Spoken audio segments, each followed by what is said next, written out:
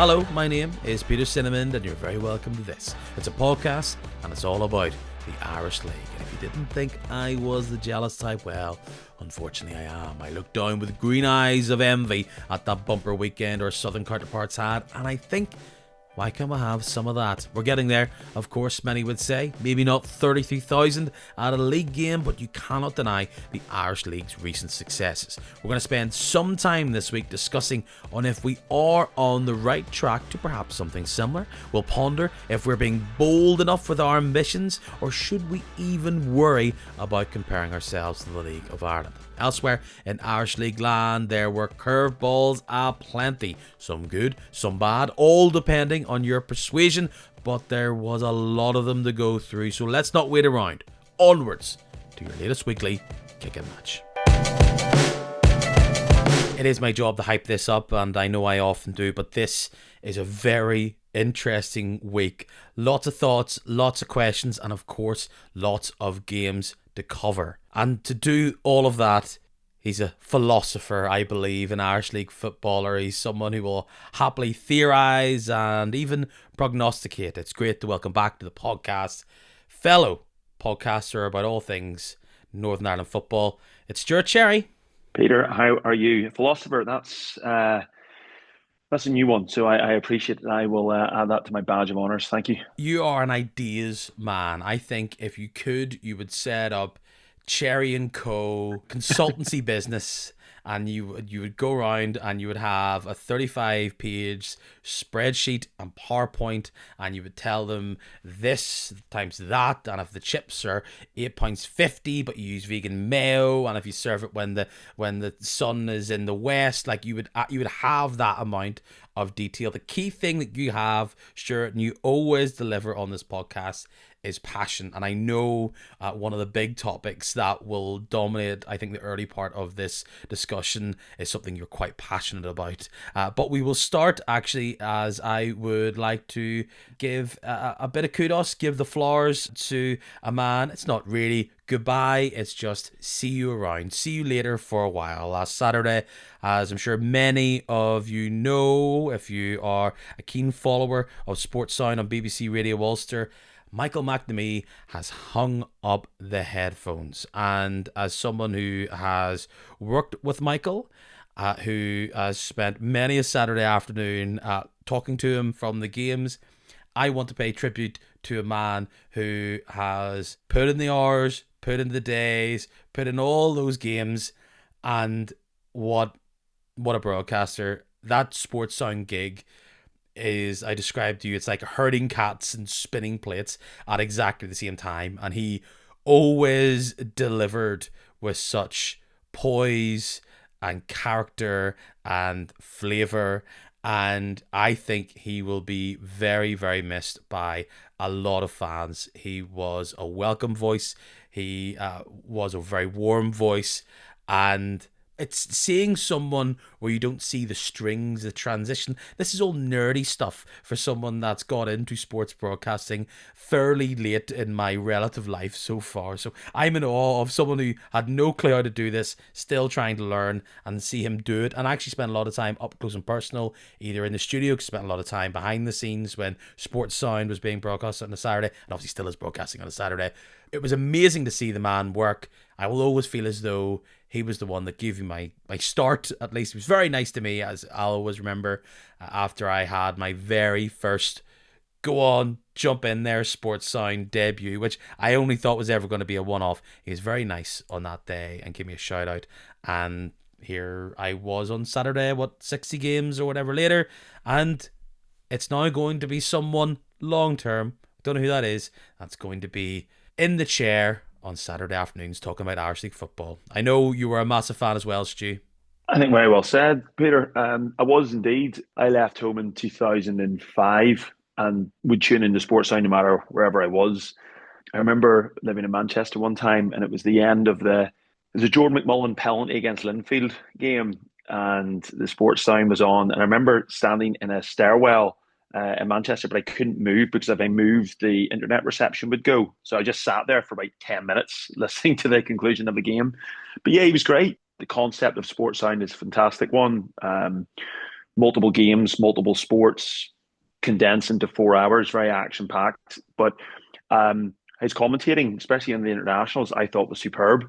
Brilliant one in October 2015. John O'Neill talked about it whenever we beat Greece, and certainly as an exile over the past well, guts of 20 years, I've relied on Sports Sound quite a lot. And I know when you go into like actual Irish League forums or Twitter or whatever it may be, there's a whole host of us. There's hundreds, thousands of fans who have just scattered across the globe. So Sports Sound for you guys, it's what, 2 o'clock on a Saturday. For us, it could be 8 a.m. on a Saturday or 2 a.m. on a Sunday, no matter what time we get round to listening to it. But yeah, great presenter. And as I say, it's big shoes to fill. But indeed, he filled big shoes himself. Was it Adam Coates he took over from 17, 18 odd years ago? So yeah, he'll be definitely missed, and it'll be very interesting to see who takes on the top job.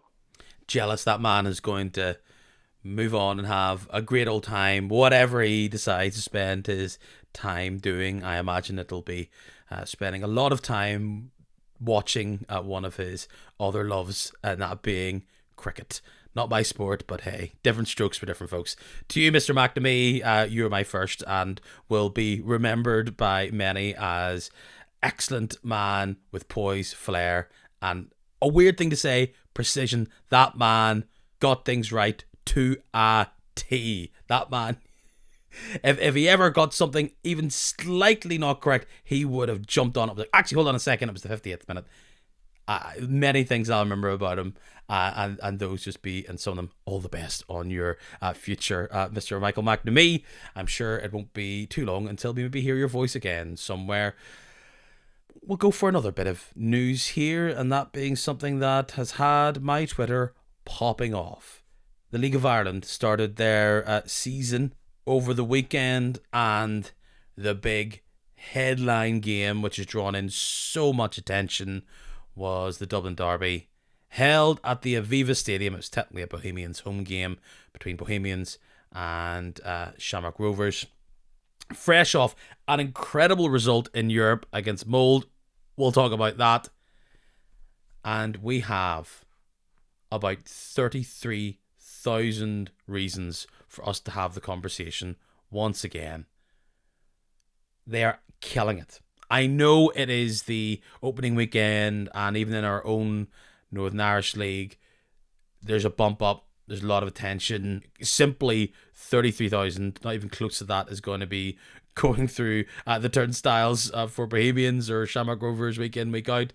I doubt they'll get back up to that. Regardless of if it was 50 cent, €2 to get in concession, getting that many in, it looks so impressive on TV. If you're connected to the Irish League, you must look at that and think, we need to take notice of that. Very, very impressive. 100%. And I know we talk about this a lot, and you'll have a lot of people say you can't compare the two. Well, I think we have to compare the two. 33,000, their opening weekend. I think there were some other big attendances that I saw. 5,000 for St. Pat's, 5,000 for Cork, Shells and Derry. I think it's something north of 4,000. They said in the opening weekend, Dan McDonnell, a journalist down south, said in the opening weekend, just in the Premier Division of the League of Ireland, which was across 5 games, there was 51,000. 10 years ago, across both the Premier Division and their First Division, they had 19,000. Now, I know it's inflated with the game for Bohemians against Rovers, but there is something to be said about two clubs having the balls, having the confidence, having the vision to say, you know what, we're going to switch our opening weekend derby from Dalymount, which I appreciate, is going to go under a lot of reconstruction, redevelopment, and it's the spiritual home of football in the south. But we are going to take this and, hey, you know what? We're not just going to try to get 10,000 or 15,000 or 20,000. We're going to try to get 30,000 plus at this game. And as an Irish League fan, it's a mix of admiration and envy that you see this. And not just for the results, not just for the attendances that they're getting in, but they are doing something. They are doing something right. For instance, Bowes, if you look at some stuff online, the amount of money that they will make from that game is almost the equivalent of the money they would get just simply for qualifying for Europe. It's incredible. Um, there is something happening there, and you get into different discussions with people. The Premier Division in down south is 3,500 was the average attendance last season. The Irish Premiership is about just under 1,600, so it's over double what we have. And people will say, look, bigger population down south. It's only 5 million versus nearly 2 million. I think that's true to a certain extent, but I do think what simply putting it down to population, what I think that does is it almost dismisses what the League of Ireland clubs are doing, and the League of Ireland as an organisation are doing, both on and off the field. Off the field, they're getting fans in their droves, and something has happened since Brexit. Something has happened since COVID. It's this community engagement. It's the confidence, but it's also the quality on the pitch. Young players in the Republic of Ireland can't move to England or Scotland now till they're over 18, so the quality is staying there. St Pats have sold their first £1 million player to Spurs, but on the pitch, Rovers they've had three teams qualify, or three times they've qualified for the group stages. Rovers are now not just performed incredibly well in Europe this season in the league phase. They've gone to Molden 1-1-0. They've gone to Molden 1-1-0. And now they've banked another 400 or maybe 500,000 euro, and they have a really good chance at, I'm sure, a sold out 10,000 plus fans at Tallock to watch the second leg. So it's simply not just they've got a bigger population, therefore they're getting more fans. There's a mindset, there's a mentality, there's planning, and there's execution that they are doing that is to be admired. It's to be replicated and copied in some way. It's fundamentally a better product. I don't think anybody is denying that. It's better football, higher standard, more people are flocking to see it. You highlight the population aspect to it. These are two Dublin teams. It's a big game between two of the biggest sides on this island, and in the weekend that's in it, they pull in a massive crowd. You compare that to another one-off big game here locally, League Cup final between Glentoran and Cliftonville, two Belfast teams. They're pulling in 14,000. In fact, we had Linfield and Cliftonville play the Irish Cup last year, that final, and we couldn't even fill the stadium because they had the caps on it due to attendance. We don't know how much that could have been. Boxing Day results, crowd-wise, particularly between Linfield and Glentoran, they are big. So maybe in comparison, the Irish League's doing pretty well, and a lot of people would compare it and say that perhaps we're only 10 years behind them, and that actually, as you said, League of Ireland was at a certain point which is almost comparable to where the Irish League is now. Trust the process, give it time. Yeah. Let's stop comparing ourselves to a league which is already ahead of us. Let's not compare the 17-year-old with the full-time 27-year-old in their prime type thing. But my only thing is, why have we let it get so far ahead of us? That's my issue. And it's, people say, well, you can't change things, but if you don't reflect on what's happened in the past, it's very difficult to rectify that in the future, or even recognize why it's happening in the present. Just to give you an example, I know Marshall Gillespie brought out the figures for the Irish League, the Irish Premiership so far this season. I think after 14 odd games, roughly speaking, though Larner probably only played about 6. But it showed Linfield and Glentoran, and the only major change, I think Linfield are like 400 on average down per game, Glentoran about 300 up. People say that's Boxing Day. Okay, cool. So on average, the league has grown by 5 supporters. 1, 2, 3, 4, 5 supporters. 5 more supporters are attending games this year than last year. Just 5. Okay, across all the matches. So something is happening, whether it's our facilities, Cliftonville, good example, Glentoran, a good example, where they cannot actually bring in more fans. They are capped at a certain amount. So that could be it.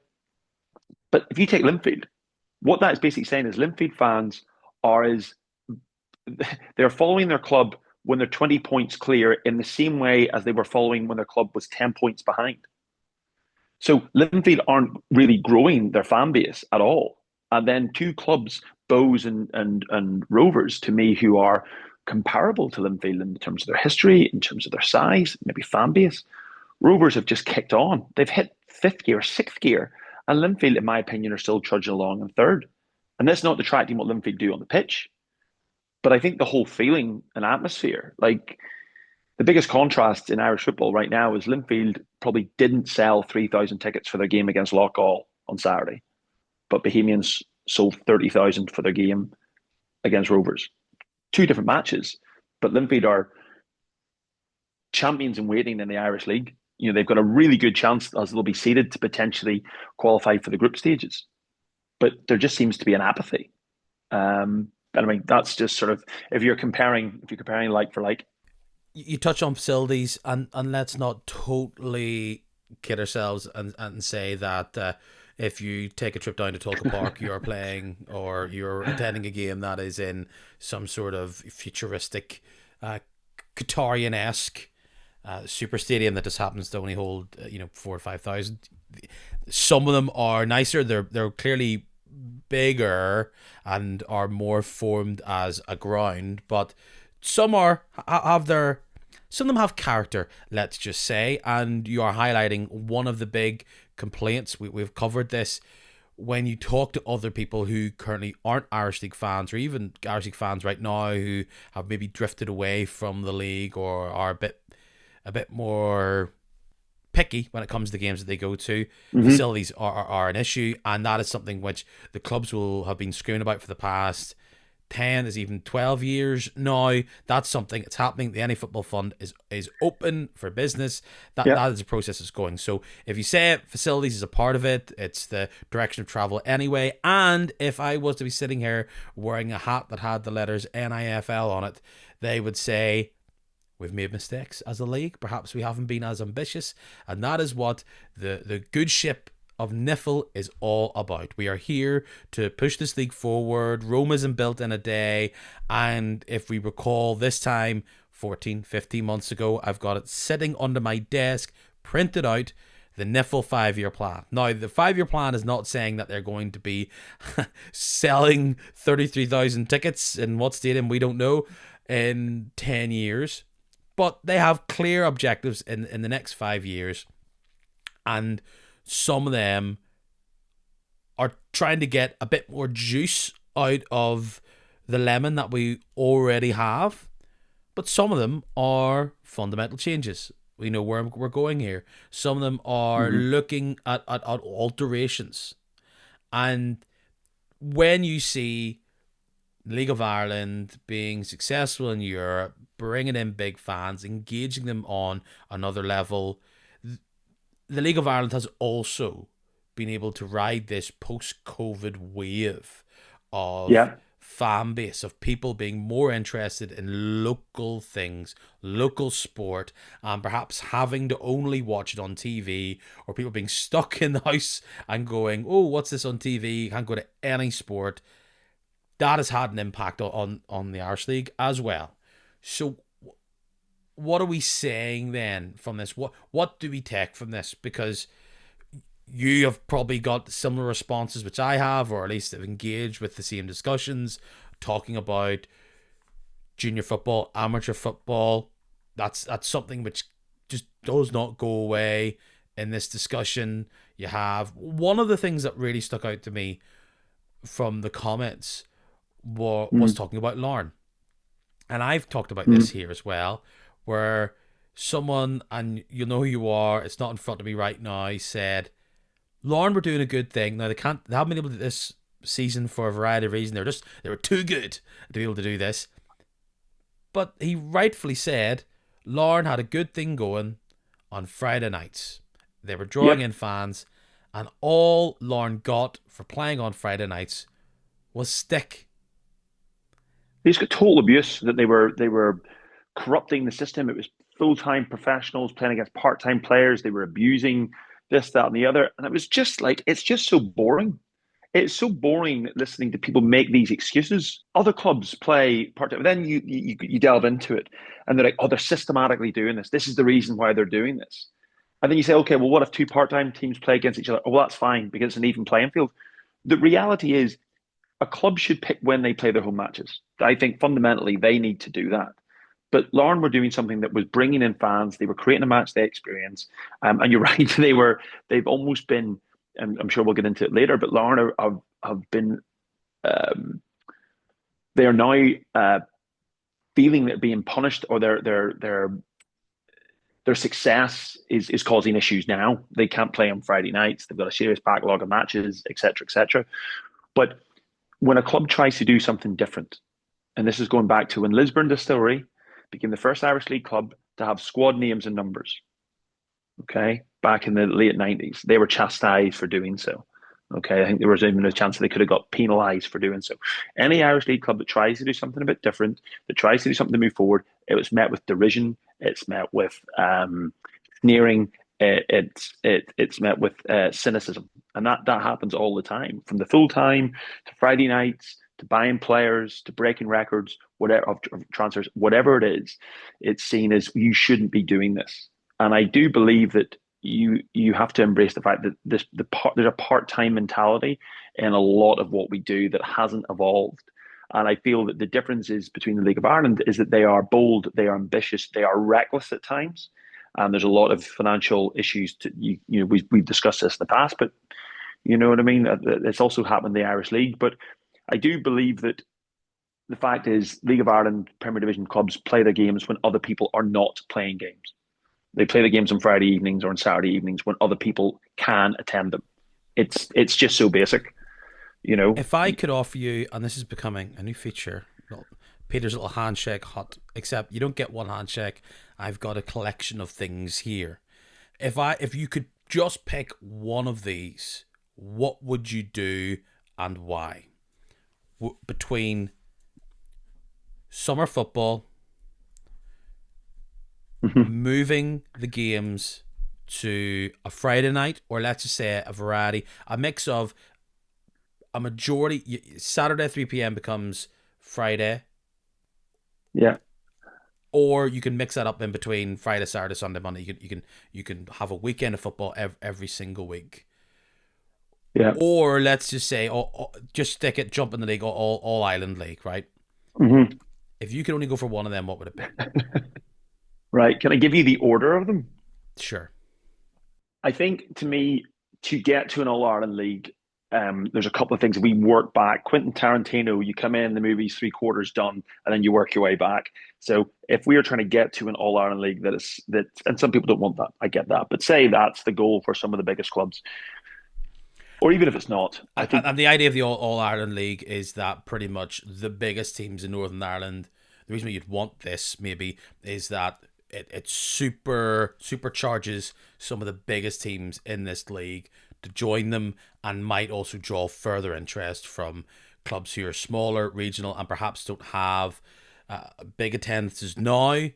Yep. They would have bigger attendances in the same way. Where if you It did would have to be a pyramid system. yeah, you're pretty much going, because it's all Ireland. There'll be bigger interest in the same way that you see in Gaelic football Precisely. I think that's what it is, and I or appreciate Gaelic games as a whole. Gaelic games as a whole. But I appreciate that's not necessarily the objective for everyone. But just for argument's sake, even just say what we're doing. To get an All Ireland League, you need a very functional All Ireland Cup, and I think that needs to run successfully, uninterrupted, and committed full throttle from both League of Ireland and Irish League clubs. You probably need that for 4 or 5 years.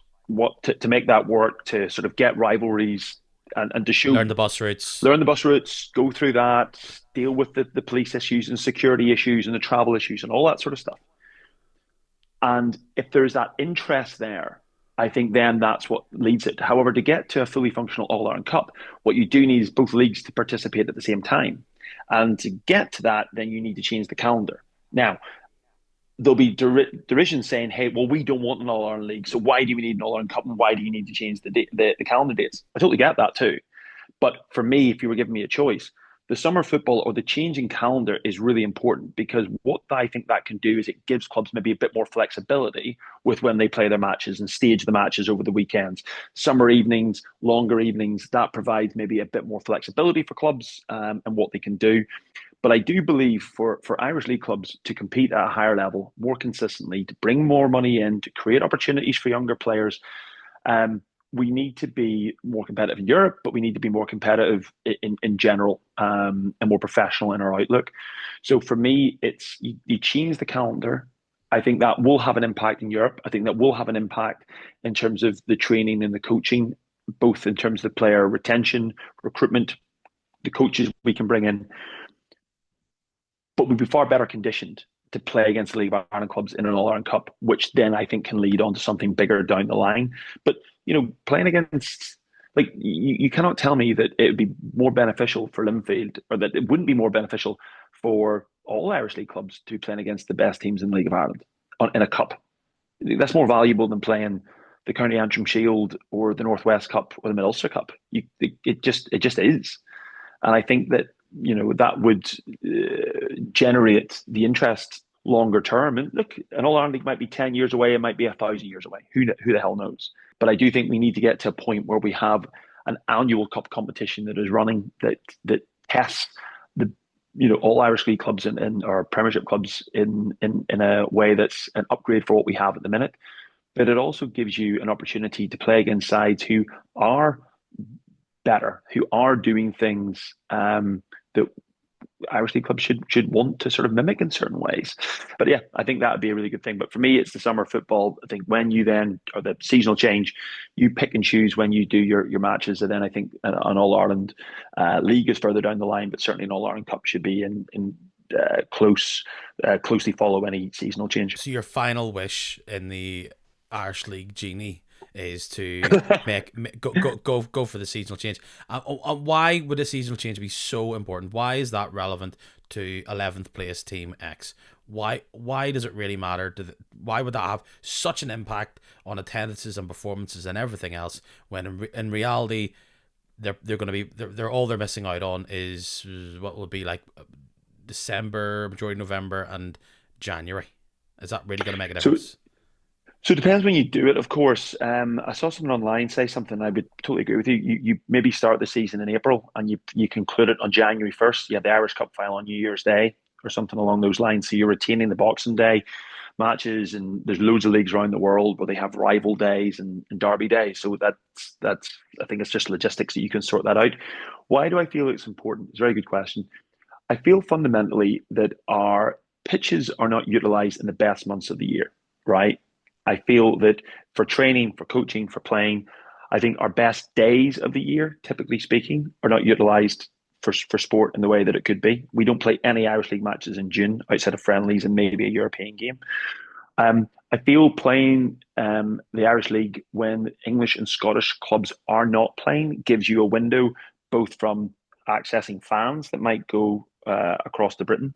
I think it gives you an access to TV coverage where there's no competitive matches or a lull of competitive matches that are being played. I think it can attract more casual fans because perhaps the amateur leagues and intermediate leagues aren't even playing at that time. And this isn't just to say then, obviously, when you look at Europe, you look at the conditionings, the preps, all those different things. There's zero guarantees that anything that we do is going to make it more successful or a better product. But doing nothing and changing nothing isn't going to make it any better. And I think fundamentally that's the mindset for me. Are you at the point now where you don't have anything that will fundamentally, because it's only just a theory, you have nothing that can really fundamentally prove that it will be successful in whatever metric you want it to be? You're at the point, which I'm sure some Irish League fans are, I think the fact that where they feel as though we have to try something. I would say if you get to the end of the season, right, massive season for us in the sense that Larne have qualified for the group stages. Amazing. Is that all three other clubs were terrible in Europe this season. They were awful. Cliftonville, well beaten. Crusaders, well beaten. Blues were embarrassed. Yeah. Because if you're talking about a seasonal change, a massive part of the argument would always be Europe. What is the barometer of success for a summer a summer change or a league schedule change, what is the Yeah. barometer of success? I think Is success on the pitch the most important, the or problem is it is is this a chicken and an numbers egg. game of That's fans? the I know issue, the answer is right? both, Revenue is a but big thing for what is the Irish one league clubs. that I, needs I to be just the believe that biggest if you were proof in the pudding? playing, if you're putting on a concert when no one else is playing a concert that night, you will invariably get not just your traditional fans of you're big into music. If a band that you like was putting on a concert in town and no other band in Belfast and no other bands were playing that night, you're not just going to get fans of that band, you're going to get fans of live music. You might get passing fans. You are going to attract more people than you would do if you were coming up against a night when 17 other bands are playing across the city. Okay. You're just naturally going to do that because people will come. And hey, you know what? If they come once and see you play, they might get hooked or they might be interested in going again and going again and going again. I think that it's, and people will say, oh, well, what if you don't qualify for Europe? Well, the reality is 25% of Irish league clubs do qualify for Europe. And that money can trickle down and stay in the league because the reality is still a lot of the transfer dealings are interleague or intra-league, sorry. So it's Irish league clubs buying off other Irish league clubs. So there's more money available. That money invariably will stay, ideally, a lot of it in the league itself. That's what you want. And I do think the knock-on effect can be exciting. More, say, the bigger clubs are doing well in Europe, or they're in the midst of things that could benefit the likes of a Dungannon or a Carrick, or a Loughgall, for instance, if they're having more visiting fans coming from some of the big top six or top eight clubs. So I feel that it can be mutually beneficial for everybody, not solely focused on Europe. And I don't. To your point, I don't think Europe should be the number one reason that we're changing. To me, it's trying to get more people engaged in the product is probably the number one reason that you're changing.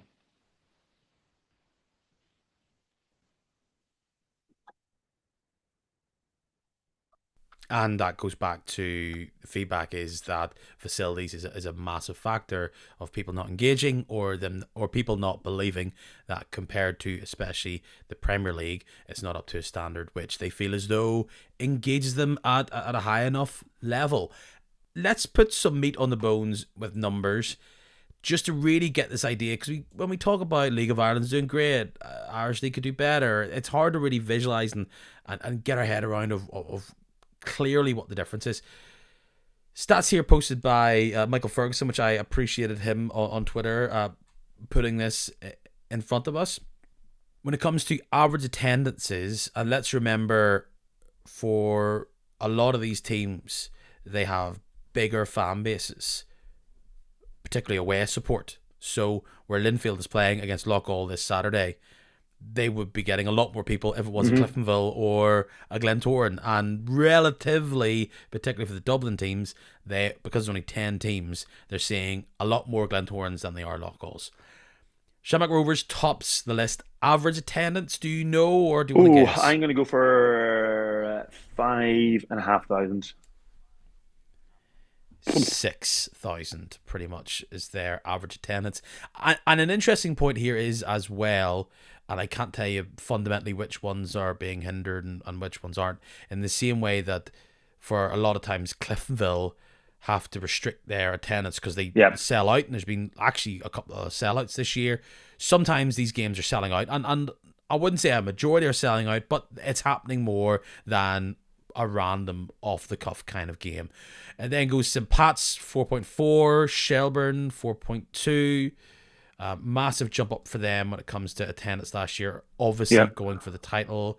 Bowes 4.2. So there's your big Dublin sides. Add in Galway 3,000. Derry, which we'll all be interested in, 2.8. Sligo 2.8. Waterford 2.7. Dundalk 2.4. And Drogheda pulling up the rear with 2,000. Sorry, Peter, I was just going to say, but this year will be different because Derry will have a bigger capacity with their new stand, and Cork City are back in the Premier Division down south, and they had 5,000 the other night. To help figure that out, I'm going to say team average and highest. Shamrock average of 6, highest of 10. St. Pat's average of 4, highest of 5. Shells 4.2, highest 4.8. So some of that, particularly if you look at Bowes, 4.2 the average, 4.4 the highest. They're right up there at the edge. Derry, Their highest was 3.3. So Sligo 2.8, highest 4.3. Drogheda around 41. They get 2,000. Dundalk 43, bringing in to around 2,000 there. And you add in Cork, even though they're in a lower division, which is probably a good example. Cork, a massive side. 2.8 was their average, and that's when they're playing against small average attendances. Like, you get into Longford, awful season they had, just below 450. Wexford 550. Kerry, this new club, up there towards 600. So there is smaller sides when you get to the first division, and you compare that to the end of the Irish League.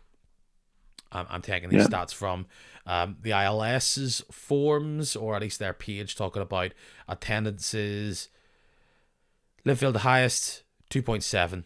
So that's relative in and around Derry, and of course, as you said, there's a big swing there on who gets Boxing Day between Linfield and Glentoran. Saying that, Glentoran are up there with 2.77 themselves, and there's big ups, across the league. Coleraine 2.4, Portadown back up there, 1.4. Although I think they've played Linfield twice at home, which helps. Cliftonville 1.7, Ballymena almost 1.7. So they're doing well. Lock all, due to all these teams coming down. Like they've got 700 as their average. Now you do those average across the board. It's big total attendance differences. So they're doing all right. They're doing all right, aren't they? And we still have big towns. Like, people are saying bigger population, yes, and Dublin. Like, what will be interesting next year is, here comes Bangor. Potentially, we'll see what happens, but they're on course. 60,000. That's a big area. I know it's often considered like the Brighton of Belfast. 64,000. They're like the 5th biggest metropolitan area. And they're doing exciting stuff too, Peter. This is the thing. So next season, you'll have a Portadown in the league, which you hadn't done previously. So you say you have Bangor come in. Bangor, I'm sure they'll be looking at 12, 13, 14, which will replace Loughgall. So that'll move it up slightly as well. But yeah, it's an interesting conversation. But I think that there's a lot of strides that are being made. My only question at the minute is and based off just the stats compared to this season and last season, have we hit some form of ceiling? Is there a stagnation that is in danger of kicking in the Irish League if facilities don't improve, or if some changes aren't made? It's night and day to where it was 10 years ago, as we've discussed previously, but 10 years ago was just disgraceful how the league had fallen as low as it had done. So I would say there's a lot of positivity to be had, but I do think at times it's important to think, look, we're doing well, but we could be doing better. And then the League of Ireland, I think, is always a very good litmus test to ascertain, well, where could we be? And what are they doing that, right, what are they doing wrong that we can learn from? No solutions here, as always, Stu, but we delved into it, talked about it, had big thinks, big thoughts. That's what Kick a Match is here all about this week. To touch on the one that always comes up, it's what was your 8,000 Reasons back in the day, a podcast that was actually quoted to me by someone very, very senior within football circles. I'll tell you this, Stu, and I told you it at the time. I think I heard your stat, which you brought up yourself, being quoted by other people. Isn't Boxing Day somewhat of the biggest litmus test for that being a factor? In that, 100%, yeah, lacking competition. Boxing Day being that, yes, there's lots of homecomings and it's a good time and there's not really much else on. But if you actually look fundamentally at, rather than going, we must protect, people would say we must protect Boxing Day at all costs because of how successful it is. But if you were to break down why it is successful, it would be because there's not much competition. You've created a tradition out of it, as Barry Flynn highlighted to me a few weeks ago, that it used to be Christmas Day, so it's not like it's been Boxing Day since year dot. Yeah, so it's no competition, it's a tradition, and there's no amateur football. Is there a way of taking those factors and expanding it across the league? I think you could argue yes, and you've just described it for the past 25 minutes. Could you take something like that? Could you take the derbies and have them all over the course of a weekend.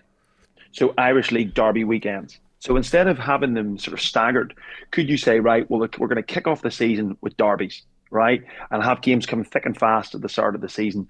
Could you have almost at various points out the season, could you have your 3 or 4 derby days during the campaign, or the 3 derby days before the split? But link them together so you're having them at a time. So it's bringing this sort of energy and focus to the league, and to see what you could do. And as I say, if you stage them out the weekend, it might be of interest. So I don't know. There's things you can do with it, but I agree with you. There's a tradition to it, but traditions. This is the thing about traditions. There's always a time when a tradition has to start. That's it, Stu. A lot of people didn't jump on their podcast player and on a Tuesday evening and go, God, listen to Kick a Match, but now you all do. So you got to create traditions, don't you? That's exactly it. So I'm sure I have infuriated all of you by not backing your points there. But as always, the arguments and discussion will continue on X and Twitter. You made a point there about how much the Irish League has improved in the past 10 years. And I really felt that on Friday night when I was watching Coleraine against Glentoran. I'm not here to listen to people, if I'm totally being honest, saying that it was an awful game. That first half an hour, that first half, was there loads of chances? Was it all action? Was it fizzy, pop, sweet to the taste football? No. But I really enjoyed the nip and tuck movement, the players on the ball trying to thread it, the physicality that was there, the little tactics that were all on show. I just thought this was a standard of play that I don't think you would have saw back in 2016. And I know it's not totally across the board, and it wasn't like that for 90 minutes straight, but that was an interesting battle at times, and I thought, this is improving. This has gotten better. And usually I wouldn't been too caught up in, it's not Premier League standard football, whatever that is, whatever that means as a viewing experience. But I looked at it and I thought, I can see what they're trying to do there. Ball moved in, didn't quite get there. Will they try it again?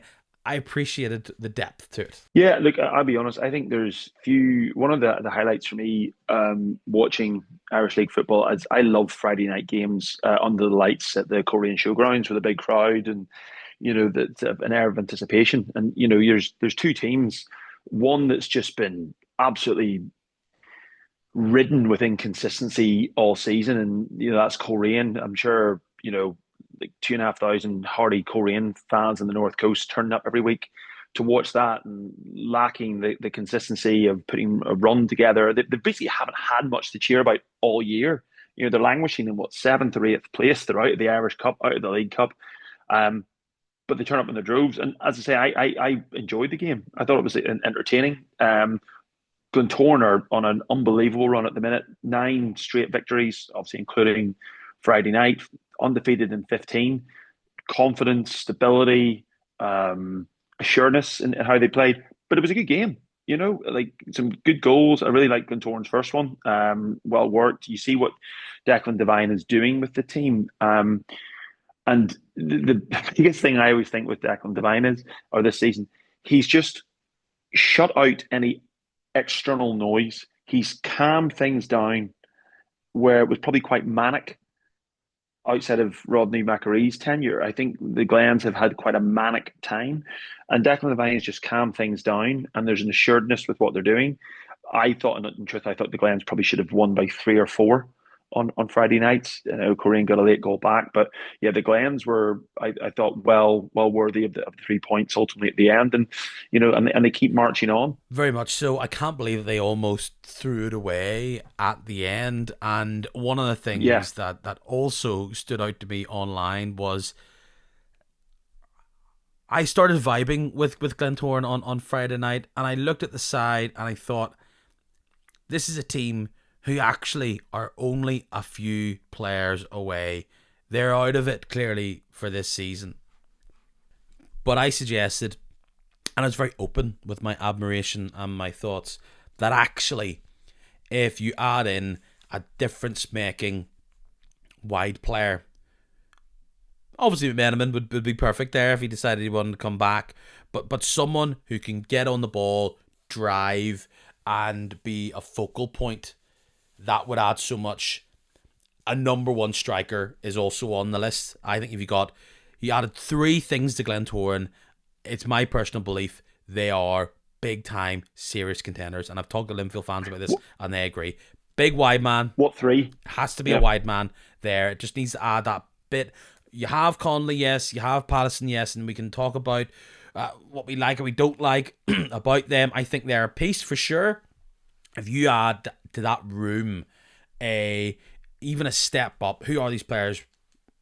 We don't know. But a Cooper, maybe what Morrison could be. I mean, a real wide attacking forward. You add that in a number one striker. I like Jenkins. I like Fisher. Look at what Jenkins done. It's been very, very impressive. You have Ferris as this extra piece. But I'm talking talismanic. And of course, where are these players? But a bonus, a Ryan, a Peter Thompson gone by, a Joe Gormley, 28 years old. Matthew Shevlin. If you were to take Matthew Shevlin out of that Korean team and put him in that Glentoran team, how he took his goal on Friday night, granted, mistake at the back, poor back pass.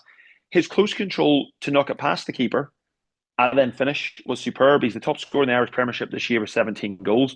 And he's playing in a pretty unimpressive Korean side. I think him and Darragh O'Connor, I think, has played only a handful of games for Hamilton. Bonkers. If you were to take Darragh O'Connor back to the Glens or McMenamin and put him alongside Matthew Shevlin with a re-signed Fuad Sule for next season. Oh, Sule's key. Sule's key to all this, and that's part of the team. I think I want a more I like Shevlin. His goal scoring's brilliant. A lot of teams would love it. I think he could have fitted into that Linfield side as maybe another alternative. Not like Corey are looking to sell here or need to be in a position to do that. I'm thinking Glentoran have someone who can control it. I mean, a Lee Bonus from 2 years ago is who I'm thinking, albeit he can do a bit of wideness. A real number one striker. And then I said a top tier league wise centre back, and this infuriated the Glentoran fans. They could not believe that I questioned that they could do to add to get them over the top. They should add a nailed on top three centre back in this division. I get it. I like KLF. Okay, I'm a fan. I think he's solid. I think he can move. He got his goal there on Friday. But and I know you've got Vid and you've got McLean and you've got others who can fit in there. But I just think if they could add a big, sturdy, marshalling, I mean, proper alpha, who when you and I are talking, who are the best three centre backs in the league that you're going, well, it has to be Glentoran person here. I understand they're good. I understand that you've got really solid, nailed on, top high end, would probably play for a lot of other Irish League teams, centre backs. I just think for Glentoran, they've got brilliant goalkeeper. I'm talking a Danny Amos level extra centre back to add to the mix. Danny Amos is quality. You add a nailed on, league defining centre back beside KLF. Right back, Russell, whatever development. You then have Sule nailed on. Unbelievable. I can't believe people still underrate him to this day. Thompson, the other one. Whoever the third man can be it Palmer, be it even Douglas, where can he emerge? Then it's Patterson and Colley on one side. Big whopper striker that everyone's scared of. Cooper do you see Styles. These signings? Do you see these signings being in? But you see them. Do you see these? Do you see anyone right now in the Irish League for Glentoran? You say if you buy that defender, that's going to make you a title competing side. No, because weirdly, I think what Glentoran don't need to do is to go, and this is to have the money. We like. I'm talking nonsense here because realistically, that's what Lauren did is take a gamble on Bonus and Miller, and look what they became. Yeah, I don't. Maybe Donnelly from Lauren, if for some reason that's not a relationship there as a centre back. I just don't think a McKinnon, for example, as a big beastie traits, maybe he's the one that could step up in the next 2 3 years. It's someone you want, but I actually think Glentoran are close, and the things that could let them down is not having the super big experience at the back, who's a big operator. And I think that they've struggled to, if you actually look at the amount of goals they've scored, it's relatively low. I do like Jenkins. I appreciate he's a great player, but you are going to need to topple maybe a resurgent Lawrence side, and we'll get to that because that's questioning. But you've got a big beast in this Linfield team that you need to take on next year, and they can do it. I think they're a lot closer than what I thought they could have been about 4 months ago. Well, they are, and I'm sure you don't want to spend all the pod speaking about the Glens, but like the Glens score 1.2 league goals a game, and they concede just under one league goal a game. So they've scored 33 league goals and conceded 22 in 26 matches, um, which is pretty good defensively. It's really good. It's just one more than Linfield in terms of goals conceded, though granted they have played three less games. But they've scored 19 goals less, and based off their current goal scoring average, they're probably only going to add 4 goals in the next three matches. So that's a big difference where they're giving up. That's why I thought Shavlin with 17 goals. You put those 17 goals from Korean to Glens, you're thereabouts. Because Jenkins, who it's brilliantly recalled, but I think he's only got 5 or 6 goals. Ferris hasn't scored yet. They're not getting the goals, I think, up top that they really need. And I would agree with you that striker is missing. That wide player, I think, that can come in is missing. Connolly's a good player, but maybe not right. But the one thing I would say, which has been really interesting about the Glens, I think a lot of their season has been summed up by Alex Mills, their number two goalkeeper. His reaction after winning the County Antrim Shield and how happy he was, how elated he was. He's not a Northern Irish guy. I think he's from Liverpool, but he's over here. He's played a handful of matches, and his buy-in to the team was looked tremendous. And I feel that they've really galvanised this season, the Glens. And if you think about it, they won the County Antrim Shield. They're in the League Cup final, which will be a massive occasion. They're in the Irish Cup quarterfinals away to Bangor. But for them, if they could secure automatic European space by finishing second and maybe get a cup win somewhere along the lines, that will be an unbelievable season for them. And I'm sure they would have bitten your arm off for it right back in August. They're ticking over and they're getting the points. And second is really in play. And the reason why it is because one of the worst weeks for Larne in a very, very long time. What do you think about the Andy Ryan red card? It was a bit of a contest before that. I thought Linfield were really pushing forward, were bold. Larne were kind of on the ropes for a bit in that first half. But I think their whole week torpedoed as soon as that red card was shown to him. It ended up being rescinded. What was your instant reaction to it? I thought it was clumsy, but I thought a yellow would have sufficed. I think you do see the fact that he goes in with his knees. Like, it did seem like he was trying to pull out. If he was going straight with his feet, that's fully committed to making a rash decision. The fact that he's pulled it back and it goes in with his knees shows that he's in the process of changing his mind. But the referee didn't, within what a couple of seconds, he produced the card. I thought it was It was right in front of Shane Andrews, and I thought it was a bad decision. I thought it was a bad decision. And then I then think what happens thereafter. He's automatically given a 3-game suspension, and then I believe he was given a further 5-game suspension due to his interaction with the referee afterwards. So in the end, the 3-game suspension for the red card was taken away, yeah. And then 5 was given for something else, and that hasn't been taken away. Yeah, but the thing is as well, and this is the challenge: you only get the 5 because of he was sent off. If you know what I mean. Like, the referee doesn't make a bad decision; he doesn't have an incident thereafter. So, again, I'm not saying just because you have one it should be rescinded, but I find it very strange sometimes that violent conduct or whatever the decision is, if you get a straight red or dangerous tackle, then he obviously disputes that by the fact that he obviously argued with the referee afterwards. But the referee's made a bad decision. That's been recognised by the disciplinary committee, and they've rescinded the red card. But yeah, the 5 game suspension, for the what he has said afterwards, and obviously we don't know the ins and outs of it, is pretty steep. If I was on that manager team of Lauren, you know what I would say, Danny Ryan. When was the last time a referee was spoken to by a player and the referee went, now that you mention it, hold on, Oh, now that you mention yes. it, actually, Well, I'm going to rescind that. I didn't believe you, but now that you've said those words in the manner that you did, I needed you to show me your passion. I didn't believe you, but thank you, by the but way. the Thank you. passion that you really, I could tell in your soul that you believe that was the wrong decision. And I'm going to take it back. I'm going to change my mind.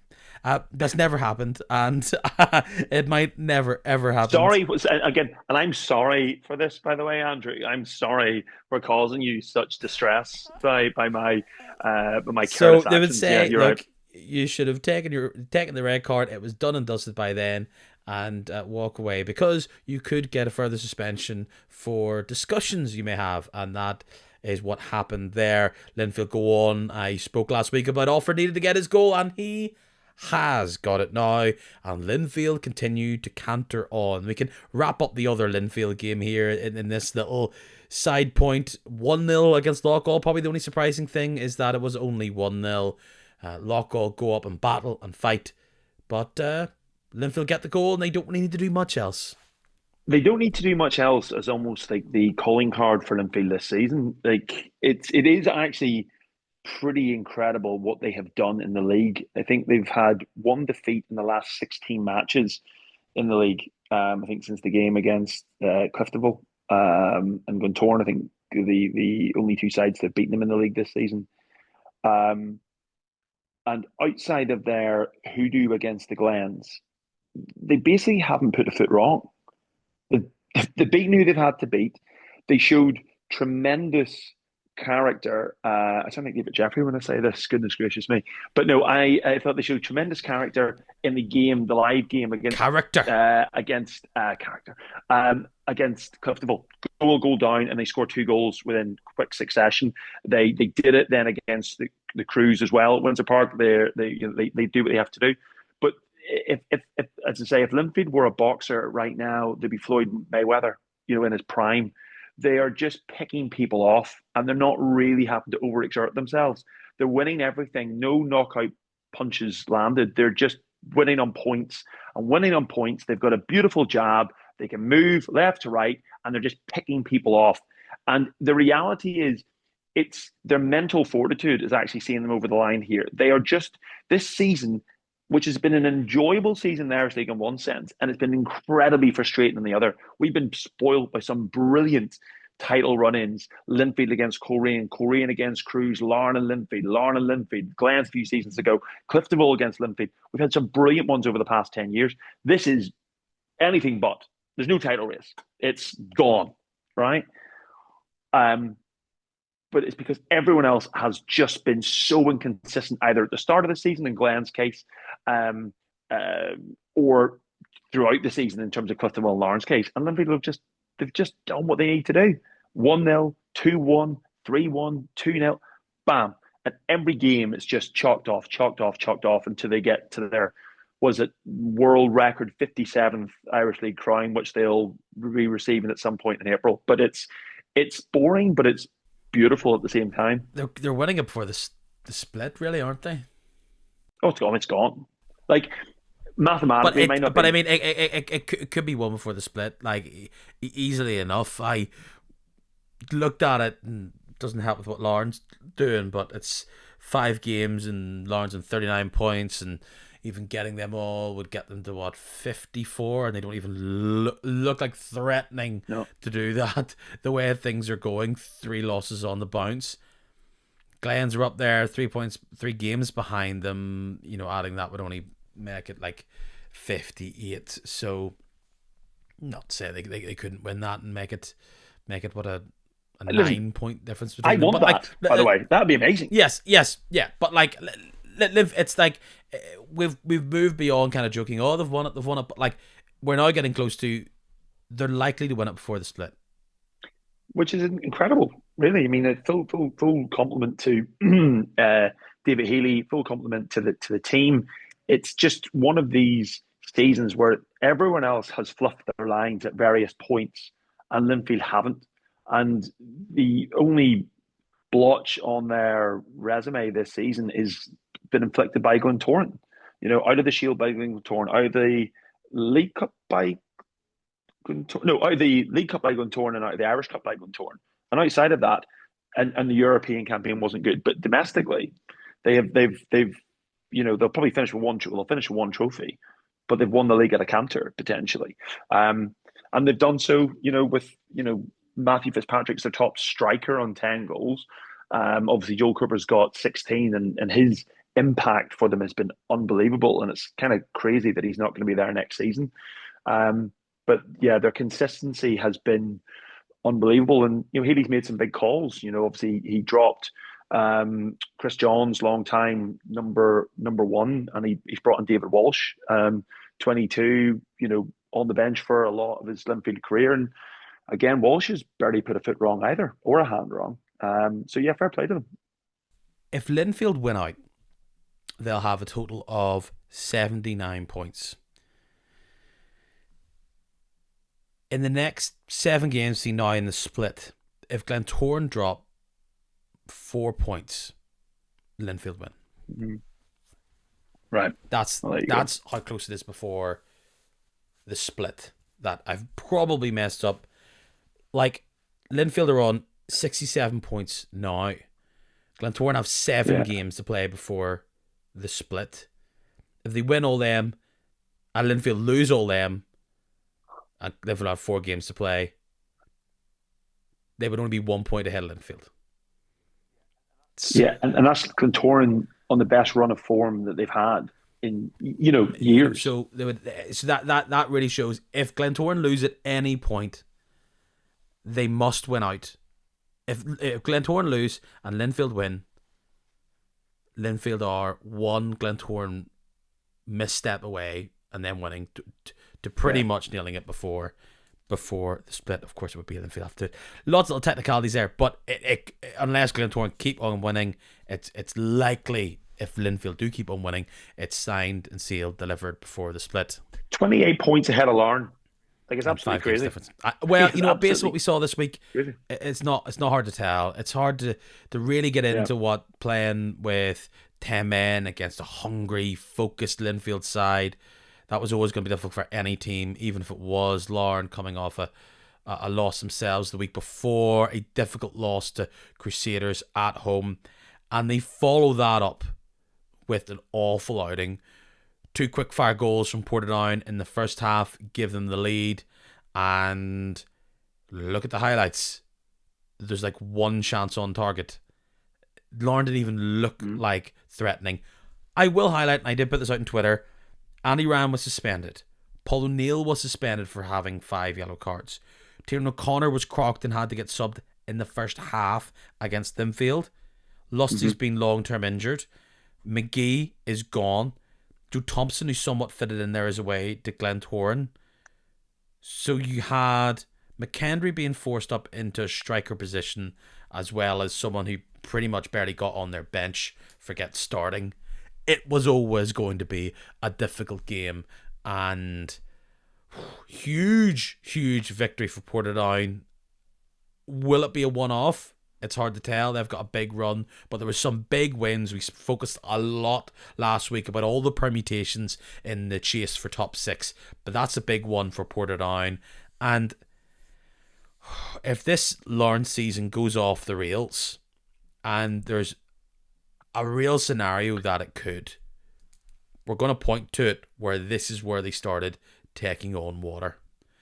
I've spoken in previous years how a big part of the title run for Larne was, I don't know, a rabbit's foot around somebody's neck, because their injury luck was massive. And winning a title usually is based on the foundation of most of our good players were not injured for half the season. You know what I'm saying? And they're in this position where they're pretty much strikerless after their game against what was their big title rivals, or the rival that's going to take the Gibson Cup away from them. They're leaking goals all of a sudden. Ferguson looks shell shocked himself in goals. They don't have that Mm. firmness. They don't have that zip about them. And if you look at the stats there, as you can see, by about maybe 60 minutes, 70 minutes, they were taking all their names off. That was a very thin looking bench. It was indeed. So it's kind of when it rains, it pours for bad times at Inver Park. Look, Larne have lost as many games in the Irish Premiership this season as they did in the previous 2 years combined, and there is a hell of a lot of That's the football stat left. of the pod, Stu. Stat of the pod. And there's a hell of a lot of football left. 2 games last season, 5 games the season before, and this game and this season they've already lost 7. I think there's a few things to point to. They played, was it 12 European matches, with no Irish League club has ever done in a season before, and that takes a lot. It's a lot from a travel. It's a lot in terms of getting yourself up for those matches.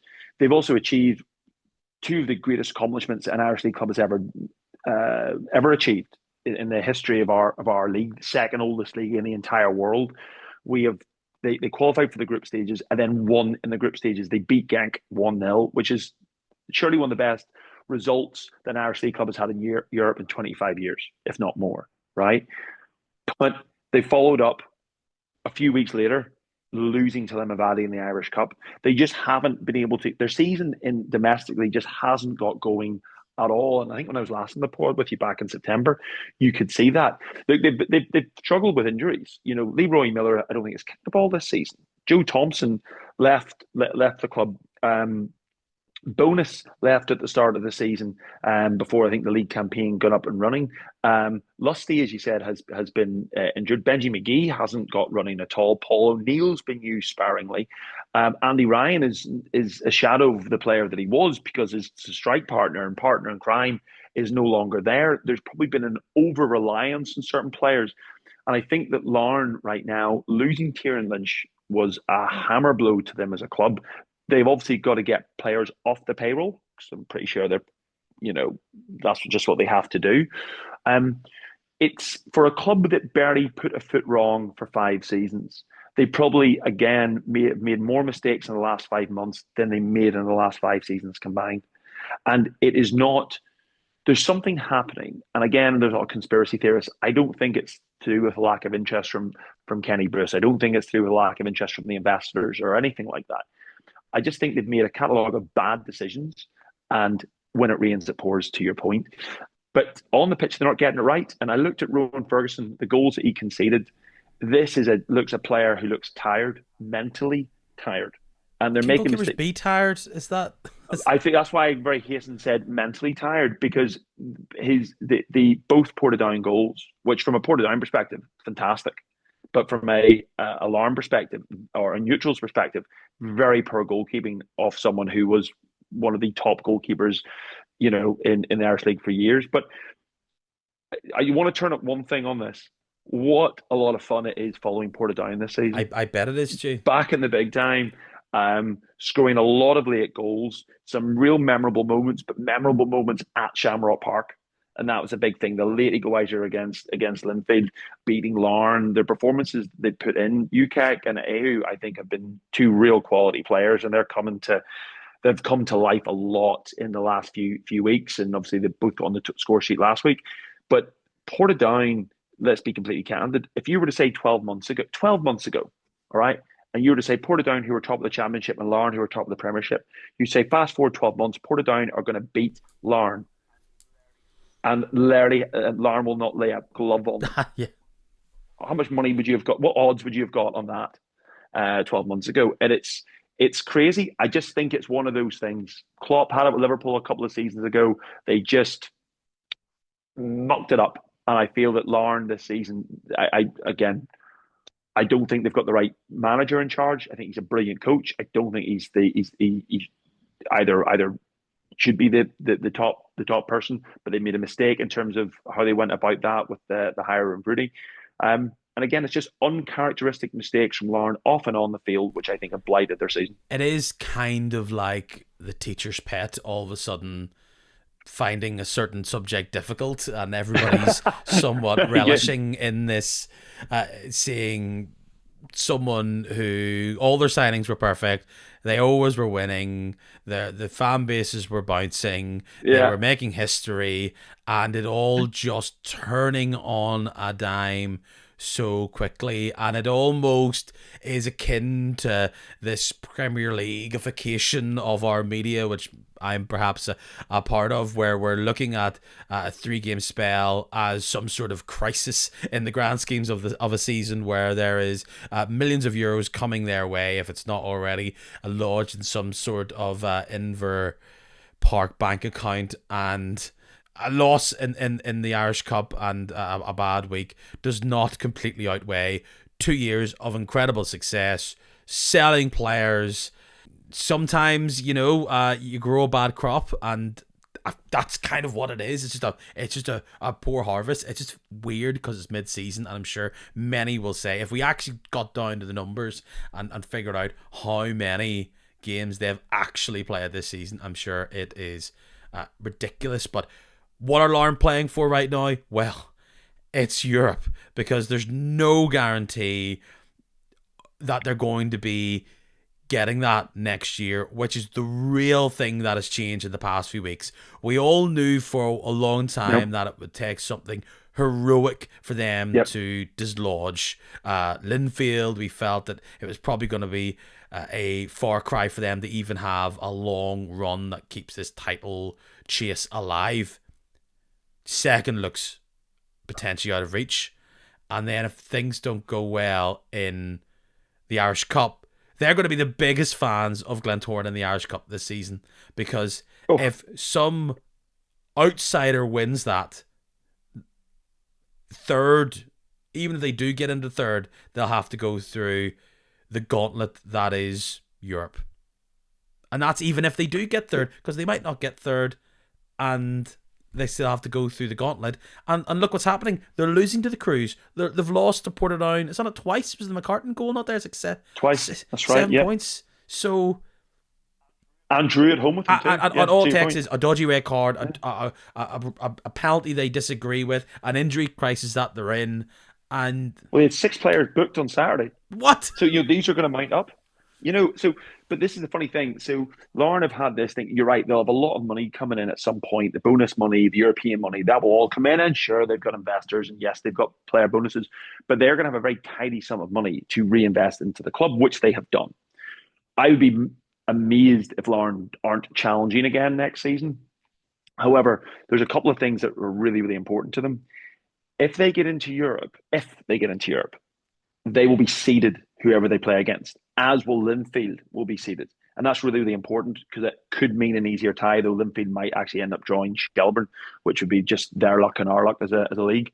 But if Larne get into that, they are seeded, and that really helps. And that means they could maybe navigate their way through 1 or 2 rounds relatively easier.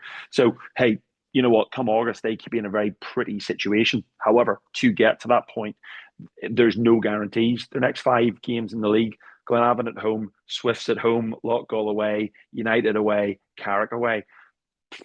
If you were, a few months ago, you'd be sitting there saying, well, they should beat Glenavon, they should beat the Swifts, they should beat Loughgall, they should beat United, they should beat Carrick. There's zero guarantees there that Larne will come away with 2 wins out of those next 5 fixtures, let alone 5. Um, but look, everyone has their off days. I'm sure there'll be some Irish League fans listening to this saying, well, I'm sure there are plenty of people at Larne that are Glentoran supporters or have Glentoran affiliations, and they're going to be cheering for them. But you're right, Peter. The only thing that will work in Larne's favour, in my opinion, is that their sole focus is now the league. Crews, Cliftonville, Glentoran all have other cups that they're looking at. But also the fact that Crews and Cliftonville have also been blighted by inconsistency and poor form in the league. The biggest threat for me that could come in the European playoff this season is the likes of a Glenavon. Glenavon, who are on a rich vein of form, which I'm sure we'll come to, but I don't know if an Irish League club who's finished 7th has ever won the playoff. I know a few, I think one got to the final, But this year for me, it's going to be really interesting. Momentum, form, confidence, um, being settled. Is that going to actually favour a club who's on the rise as opposed to a club who's maybe hanging on for sixth place by the skin of their teeth? What do Dungannon and Portadown do? For example, if they do get it, even and Crusaders as well, if they do get into that top six, do they, like does it come a situation where they're resting players, preparing themselves? Is that a good thing? Is that a bad thing? Like it could be a really strange situation because they're all quite close, and I do think home advantage will matter when it comes to those Yeah, games as well, because ultimately the road to Europe will guarantee to be ran through one stadium, and it will be up yeah. to that team to lose at home in order to not get into Europe. Would, So would, would Lauren fancy the chances going no, to Stanmore Park no, in a playoff for Europe? No chance. no, no, and even at home, it's a no. They haven't been able to beat, for example, Portadown this season across 3 games. They aren't able to. They've had tough games against the Swifts. They lost to Cruise recently. Yeah. It's these are all tough games. And now whoever might be seventh, and look at what Dungannon or Portadown could be seventh in their own right. Let's talk about Glenavon. I was scared not to include them under the microscope last week because of how well they had been doing. 5 wins in the row. If you look at the form table, they really took Cliftonville, I wouldn't say to the woodshed, but they outfought, they outbattled them. They were savvy up top, got the goals. And if you're Paddy McLaughlin, you must feel pretty great. I know Oh, you weren't thrown out of the club. It was you who decided to leave. So let's not say there's any sort of revenge going on there. But you must be putting out your chest, going, look what I've done with the same ingredients. It's like a weird Master Chef where whatever that was, it ready steady cook, and it's like, what can you do with Peter Campbell, O'Connor, and Barty McKeown at the back? And unfortunately for McDonald, it was relegation threatened, and Paddy McLaughlin looked in his little spice cupboard and he picked out 3 days a week training. It was trying to maybe play with wingers and both O'Connor and McDade up top.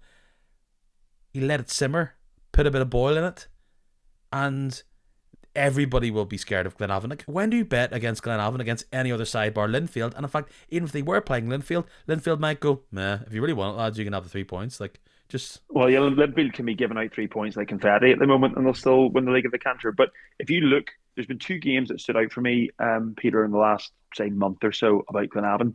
Saturday, if you look at it, their first goal, O'Connor's goal, the interchange with O'Connor and Malone for that first goal was superb. It should be probably up there with goals of the month. It was phenomenal work between the two of them.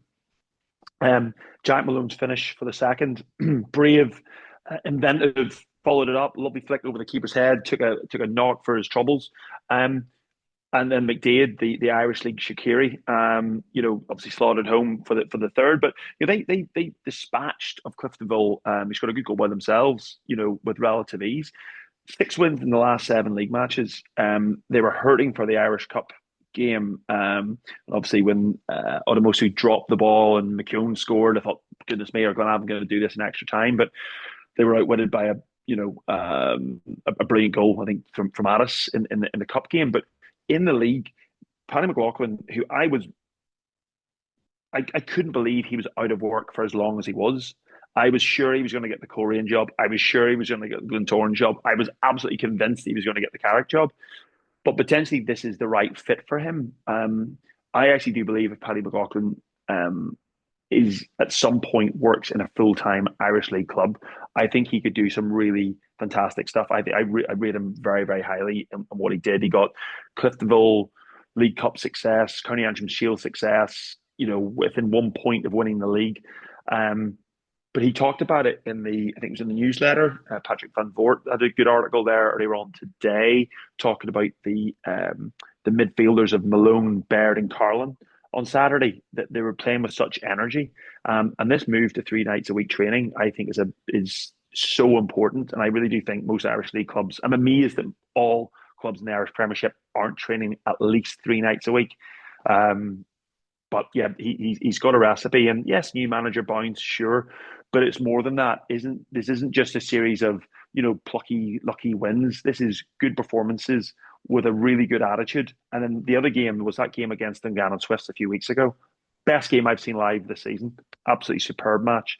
But yeah, they're doing something right. And you know what? It's great. It's really good to see because that was a club that was looking at the trap door. I think you did the pod earlier this season. And, now they're looking, granted, they need to be aware of Carrick behind them, and Ballymena and Coleraine, but their eyes are on the European prize right now, and it probably well should be. No, they're like my wife at Parkrun on Saturday. They're just shooting past them all and not really caring what they're going to do in their dust. It's impressive, and as I've also discovered, I've spent a lot about this duality potentially between Coleraine and Portadown in the top six battle. Glenavon could really kick dirt into Lauren's eyes and make this even worse. They're playing against each other midweek, and then they've got a second game before the split. So I appreciate many Glenavon fans are saying they haven't beaten or got a win over Lauren since they returned to the league in the Purple Bricks era, as some may describe it. But they've only played 26 games, Glenavon. And you have teams ahead of them like Cliftonville and Portadown and Dungannon who have played 28, so two more. So let's just say you isolate the Lauren games there alone and you give them 6 points, which would be a massive achievement, of course. But Lauren aren't doing great at the minute, so we don't know. Can Paddy get the formula going? They'd be on 40 points. They would be in the top six right now, based on if those games happen, in a flash. So, but again, there is a route for Glenavon to get into the top six, and it's now their fixtures outside of that are brutal. They are going to go through a proper gauntlet of games. They have moments of light. Let's be real. They do have Loughgall, but they have Linfield, Glentoran, and that Lauren game is the last game before the split. Glentoran, Linfield, and Coleraine. So, and Crusaders as well. So they have a chance to claw at the likes of Cruz. They have like to claw at Lauren. In fact, if they win those two games, is it totally unimaginable that if they lose twice to Glenavon across the board, Lauren aren't in such a bad state that they're not winning a lot of other games against other teams? But do they even want to be top six? But my point being though, Glenavon won top six. It would be the biggest victory lap ever. Hear me out. They get in. Say they finish seventh, right? They have a good run of form. They finish seventh. Are they going to fancy their chances beating those 4 or 5 other sides? So they're going into the playoff with a lot more confidence, a lot more momentum, and a lot more wins under the belt. Financially, yes, I'm sure they would prefer to be in that. But I actually think if someone who finishes in 7th, with the Glenavon the way they are right now, you never know. You never know. Granted, they'll be giving up home field advantage if that is the case. But look, they're playing well. They've got energy. But I think this is the key thing. They've got a manager who's come in at an interesting time, halfway point of the season. He's bringing in new ideas with Coatsy and stuff on his staff. But there's something that's working there. And he had said himself in Radio Ulster on Saturday, some people have bought into this, some people haven't. If you haven't bought into it, you're no longer part of it. And a bit of a microcosm, I suppose, of the Irish League's changing nature. This is changing. This is becoming more professional. And if you're bought into this, jump on board. And if you're not bought into it, it's massively impressive. And where they go from, I do think that if they get on the run where they can get into the top six, they'll take such a huge shift to momentum and energy. I think they may probably run out of juice themselves and will have put down so much on tape that I think maybe other teams will start to suss them out. And we've yet to see Glenavon truly tested now that people see them the way they are. I'm sure there's enough out there that all the statisticians and people in analysis can go, well, if you try and shut down this ball and push him back or whatever, that they can maybe get a bit more from it. There is a bit of the surprise package that has got them to the dance. a team that I said last week I could potentially be very safe as long as they don't drop off. Continue to add more points to the total. Cruise 3-1 winners, inspired by left back Jarlath O'Rourke. I wish I could say that I backed him, but I took him out of my fantasy team this week. So yeah, that's how the I week's been. Player of the week, 2 assists and a goal. That would have been very good in my team. So yeah, I just got way too enticed by the double game weeks by other players. It could have been tasty if Ballymena were able to push on from that penalty that made it 2-1. Never a penalty in my eyes, but this is what happens in the league. But from a team who struggled to score, defence was leaky, he's got them playing. I think Glenavon would be, if we were playing a game right now, would be a tougher proposition. But Offord leaves, thought that would be a disaster. No. Laurie looks sprightly, injury free, and ticking back, maybe rolling back the years. They might lack goals in the long run, but this is highly impressive. Yeah, I mean they've put a good run together. 4 league wins in the last 5 matches, and I think the only defeat was away to Linfield. Um, they're beating teams around them too, which is important. They beat Korean, they beat Portadown, they beat Larne, they beat Ballymena United. And this isn't really. There's a number of Irish League clubs going through transitions, and what does transition mean? I suppose every club can have that, but right now you're seeing the likes of Glentoran go through a transition in terms of new manager, new ideas. Korean are going through it. Larne are going through it, though I don't think they expected to.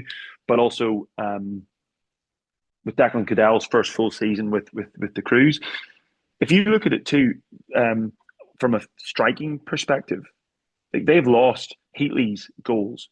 Owens has only scored 1 league goal all season. Lecky hasn't kicked the ball in the league all season. Offord was their guy who offered something up front, and he has gone.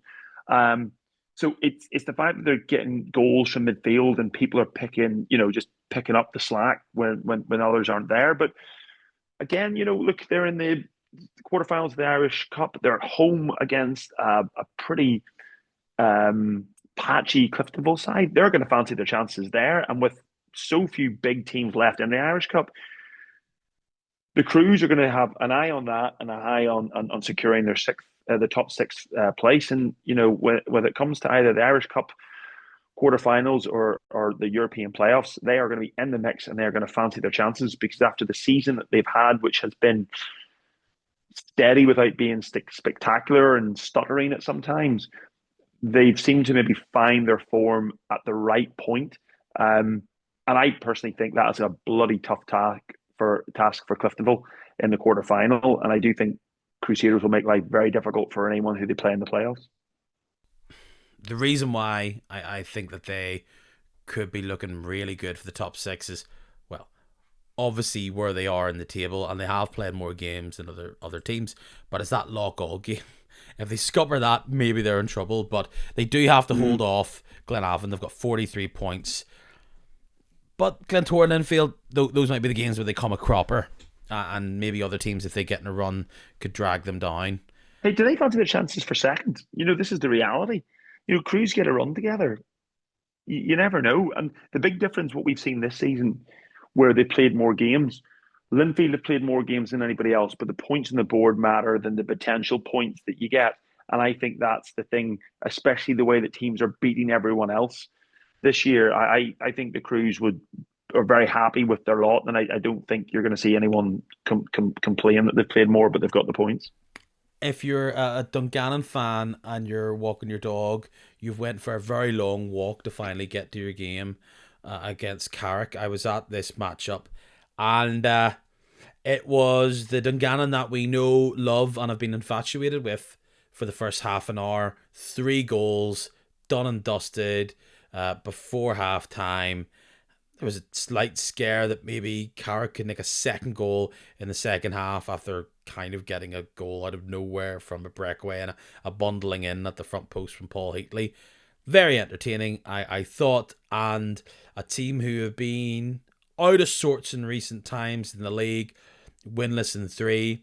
That's a good win against An admittedly hapless Carrick Rangers team. They're trying, but nothing's working. Nothing's getting right. And no one wants to play the Ghana Swifts this season. It's just if they can keep the course. Was that beating out against an awful team, flat track bully kind of style at home where they're good? Or are they over the wobble? We won't really tell till next week, will we? So far, they're my Irish League team of the year. This is a team that's gone to Larne and won 3-0. This is a team that's gone to Crusaders and won 5-1. Like, there are not many teams that are going to Inver Park and Seaview and scoring 8 goals and conceding one. I don't know if any team has done that for years. The Swifts this season have combined beautifully combined experience in terms of Biggie, Curry, Knowles, Mitchell, Alves, who's getting younger by the day, and the youth players from Dunn, Scott, McGovern, and Glennie. And they've got this really, really nice mix to them. They're playing some beautiful, beautiful football. I really enjoyed their game against Glenavon a few weeks ago, as I mentioned. But the Baxter bounce has been punctured at Carrick. And I think just the reality is Dungannon Swifts are a bloody good football inside, and they've shown that. The goals that they scored, again, it's just really, really good teamwork. They moved the ball from left to right very easily. They cut in from the flanks. Alves scored an absolute peach direct from a corner, controlled it, bottom corner. They're an entertaining and exciting side to watch. And fair play to Rodney, who is again probably one of the top coaches in the Irish League. Can they keep it going? I see no reason why they can't, because they've done it thus far, and I feel that they dispatch Carrick in a bullying fashion that not all top six teams could do. But yeah, they're a very, very intriguing watch this season. And to your point, they went 3 games without a win. But again, one of those games was Coleraine scoring with the last kick of the game. I think Dungannon are going to be thereabouts, and I wouldn't bet against them from getting a European spot. Bobby Jack McAleese is a name I think everyone should pay attention to. He is a energetic at 19-year-old who really likes to get the ball and find the pass. He's a mix of like a high 8 kind of player, and he came off injured, which was pretty disappointing from me viewing the game, because I was just enjoying him being high up and trying to be this young James Knowles, where he's stringing a lot of stuff together, getting on the ball, looking up and seeing, is there an on-rushing McGovern, maybe a Glennie or a Scott rampaging from deep, or maybe it's just a tiki-taka pass to Biggie or Alves that then moves on the play. I have not seen a team like Dungannon in this league ever, especially a team that's not like a big behemoth, even from a Belfast side. I often say, you stick a Belfast side's kit on this team and you go, wow, imagine what they could be. There's no doubt that they continue to get discredited because of being the wee team from County Tyrone, but they are a joy to watch, who are very happy, and it's important to be in where they are. They're happy playing at home and capitalise on home comforts.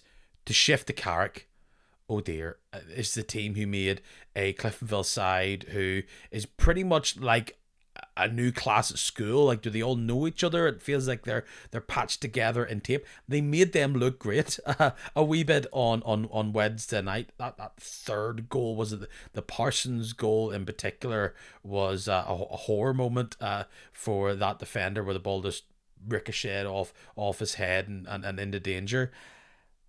And then Baxter sees that, goes, right, we're going to attack this game. He makes 7 changes. What a nightmare for me, having to list them all before kickoff for the radio. 7 changes. New goalkeeper, full debut for Adam Foley as a striker, and you're 1-0 down after 9 minutes. You're 2-0 down before 20, and you're 3-0 down before 30.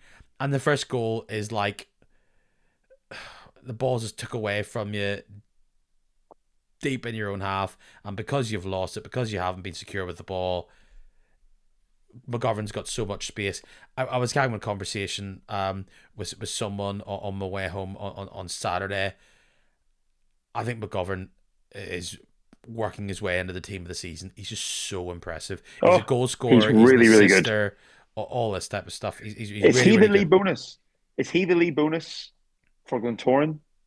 I thought that, but I think he's just too much of a winger striker hybrid. Yeah, The closest thing to maybe a lead bonus is perhaps O'Connor, because he's just chaos football as a striker, but he's playing in yes. red. But yeah, I really, really, really worry about Carrick. I think they look down in the dumps. You're like their backs is doing this thing where he's taking away, changing goalkeeper, even though you just changed it a couple of weeks ago. Gibson, Michaelitis gone. These may be injuries.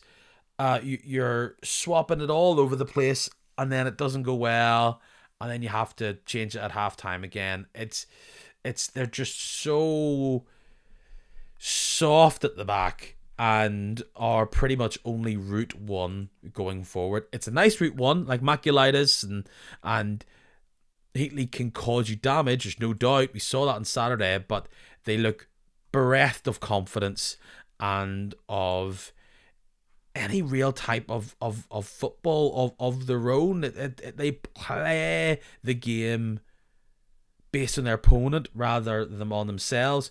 You look at the bottom of this table, the form reads grim for both those sides. 5 losses in a row, even though, and we didn't really talk about Ballymena this week. Ballymena are just meandering through the end of Yeah. the season.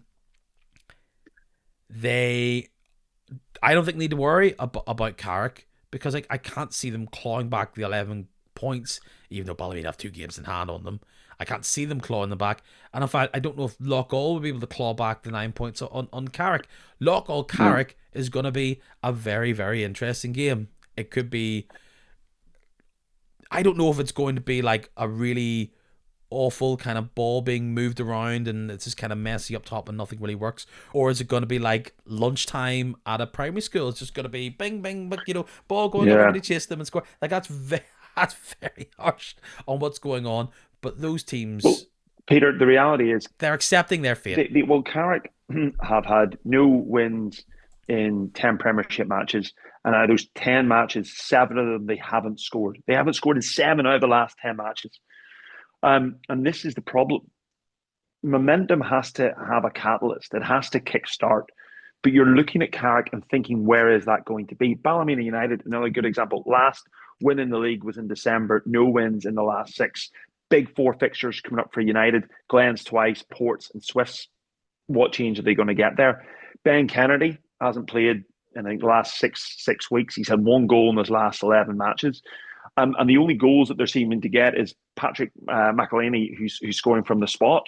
Like the majority of, I don't know this offhand. I'm gonna look into how many goals Ballymena United have scored this season via penalties. From open play, how many from open It's play, and it's even if you take out the set pieces as well, would it's crazy. So those are 2 teams.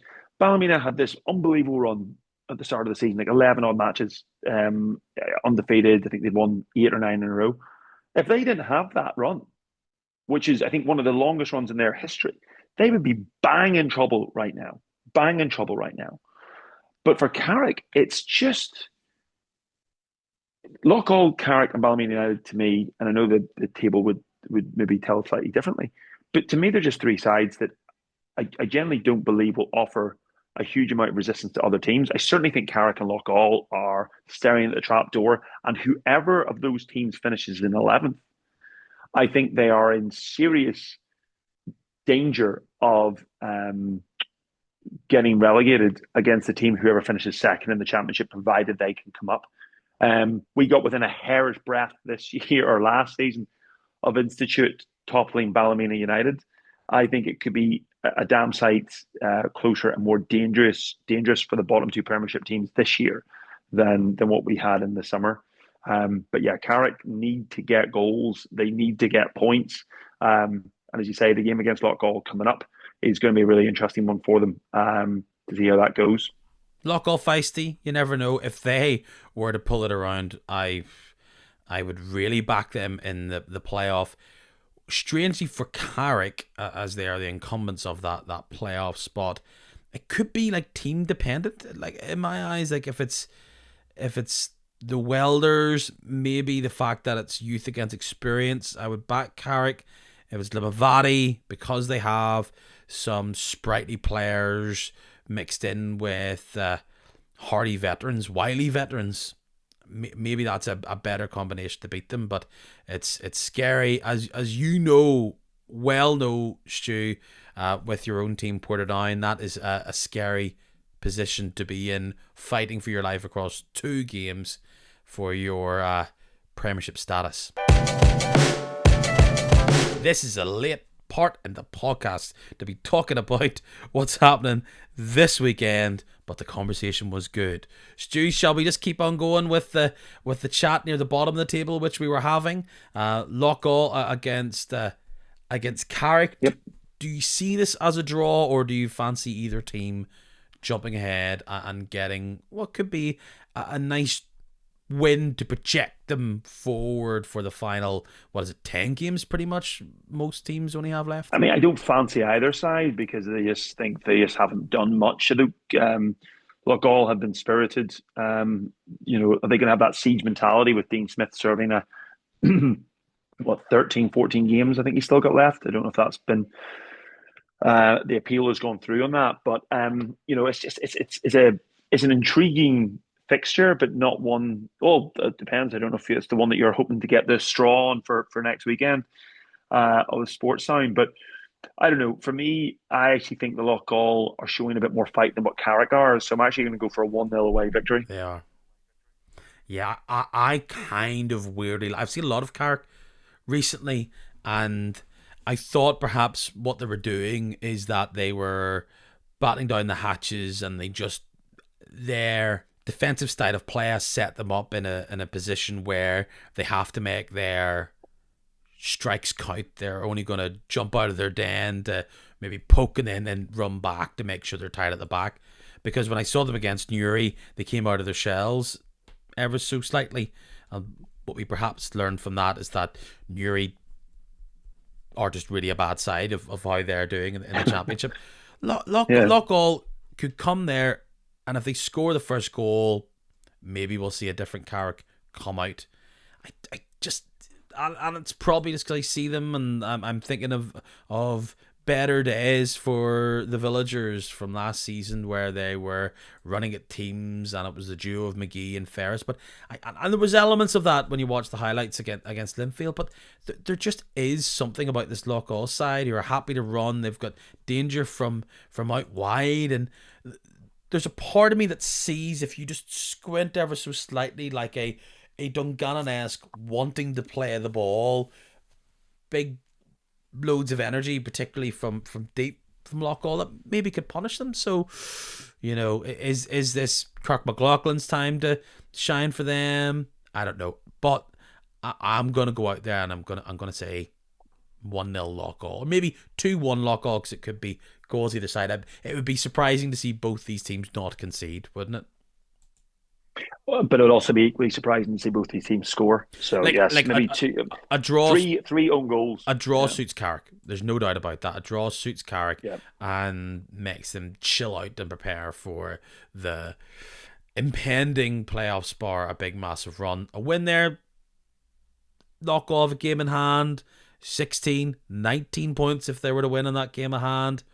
Ooh, and of course, remember, Loughgall have a game against Carrick Rangers in the split.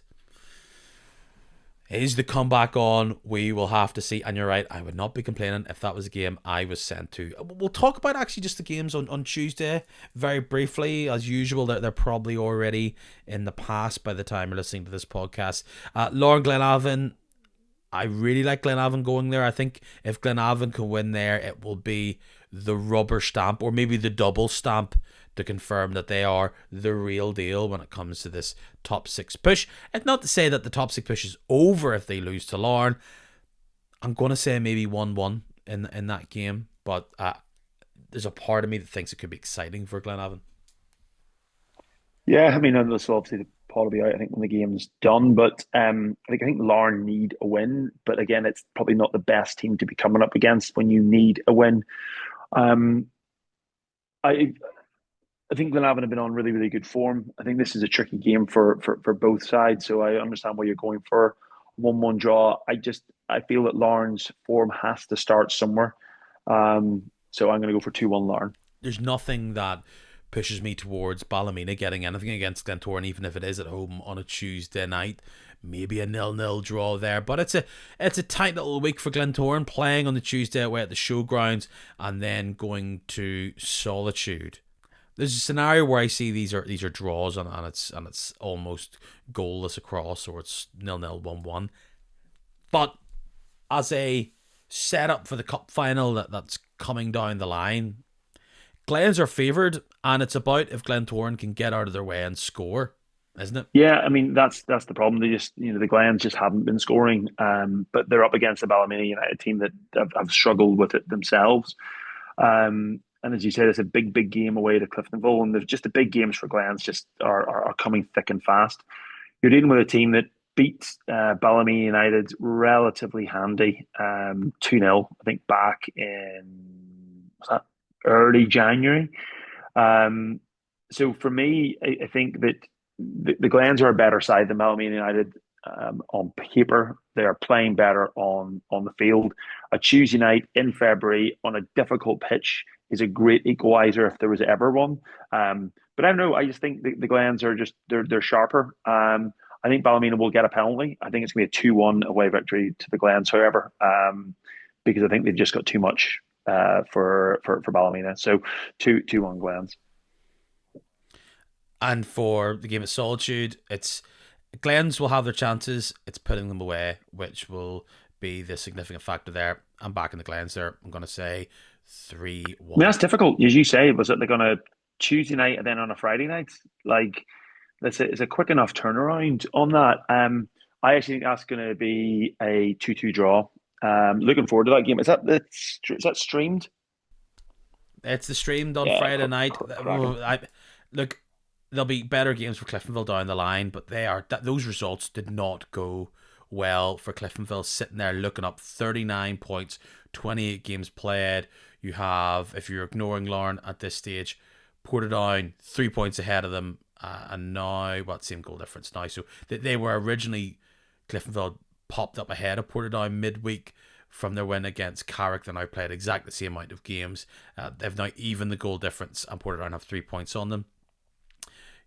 That's 4 points, the difference between Crusaders and the Swifts. So a loss there or a draw there, and those teams gaining more ground on them, it's starting to look very, very difficult for Cliftonville, with games running out in their push for the top six. But they're at home. They won last time they're at home against Carrick, and Glentoran have got a difficult week. Ballymena, Portadown. Let's go to one of those rivals for the top six placings for Cliftonville. I'm right in thinking Port's got a big victory against Ballymena here a couple of months ago. Portadown just have to win this. If they don't, I think fixtures-wise, it gets a lot more difficult, but it would be a big stumbling block, or it would be a momentum killer to go from Larne and then go away to Ballymena United and not win. It will be similar to Glentoran. It's, will Ballymena be open enough for the Ports to get through, because they don't particularly deal well with teams who get compact and make it difficult for them. Well, but Ballymena United's doors are open like a closing down sale. I think for as a store, but I think in November, Portadown scored 3 goals in the last 10 minutes to beat Ballymena United. I think a lot is dependent on how the game goes on Tuesday night for Ballymena. If they can get something for the Glentoran game, tails are up, confident. But again, you're looking at a Ballymena team who are drawing a match and then losing two, drawing a match and then losing a couple. So again, it's been a good while since Ballymena's last victory, and it's been an even longer time since Ballymena's, I think, last victory at home. I think it's early November, a game against Ards, and then in the league, I might be wrong on this, but I think it's the 5th of October was last time Ballymena United won a home game. If that is the case, Lock all. Lock Hall. So again, The only team that they will beat in the league in months is Lock all. so I will be honest. I think Portadown are defying the odds this season. I think even to themselves. And again, I do feel this is going to be a troublesome week for Jim Irvin. And I'm going to go for a 2-0 victory for Portadown. I'm with you. I'm going to say 2-1 Portadown. If you want to have top six ambition, Ports fans, you need to win games like Ballymena. Crusaders are doing it. You need to do it too. And it would put them in a huge spot. 29 games played, 4 games to go, 45 points. I was feeling really good when I was saying it looks like it's only 45, 46 points. We'll get you there. Don't feel that as confident as that now. We'll see because of Cliftonville and because of Coleraine, that loss to Glentoran, which could happen to Cliftonville. That's a factor in this whole push. And Coleraine, they have the players, but they don't have the momentum. And who have they got? Which is what we highlighted last week. Linfield at Windsor Park. Oh boy. Oh boy. Can they do what they did to help Lauren get the title and get a big result, big performance at Windsor Park? You got to say, big time players should enjoy that pitch. It's just this Linfield team who are very buoyant. They take pressure, chew it up, spit it out, and despite not getting amongst the goals, I think McKee's been nice connective tissue, and you've got Offord and Fitzpatrick and Morrison who look motivated and hungry to show that they are either worth the investment or that they're the big dog at the club. Until Coleraine show me something different, I'm going to go Blues here. It might just be 1-0, 2-0, maybe 2-1, but a big victory for Linfield there as they continue their push. If Linfield are going to slip up, who's it going to be against? Why would you pick a team that's so out of form? Yeah, I mean, I think Korean aren't playing well enough at the moment. I think there's a lot of players that have come in, a new managers come in with new ideas. Again, this is maybe a bit of a harsh statement. Dean Shields, I think, had a really good playing career. I think has shown promise maybe as a coach. Again, is he the best person to lead a club? I don't think he did a phenomenal job at Dungannon. He kept them up, sure, but again, you see where Dungannon are at now. And I do wonder if Oran Kearney was still in the hot seat at the showgrounds. Would Coleraine be as stuttering as they have been this season? I don't think so. I just they've done well. I think they've only had one defeat out of the last 5 away matches in the league. There's a stubbornness to them. But again, last time they played Linfield, I think Linfield won 3-0 at Windsor Park. I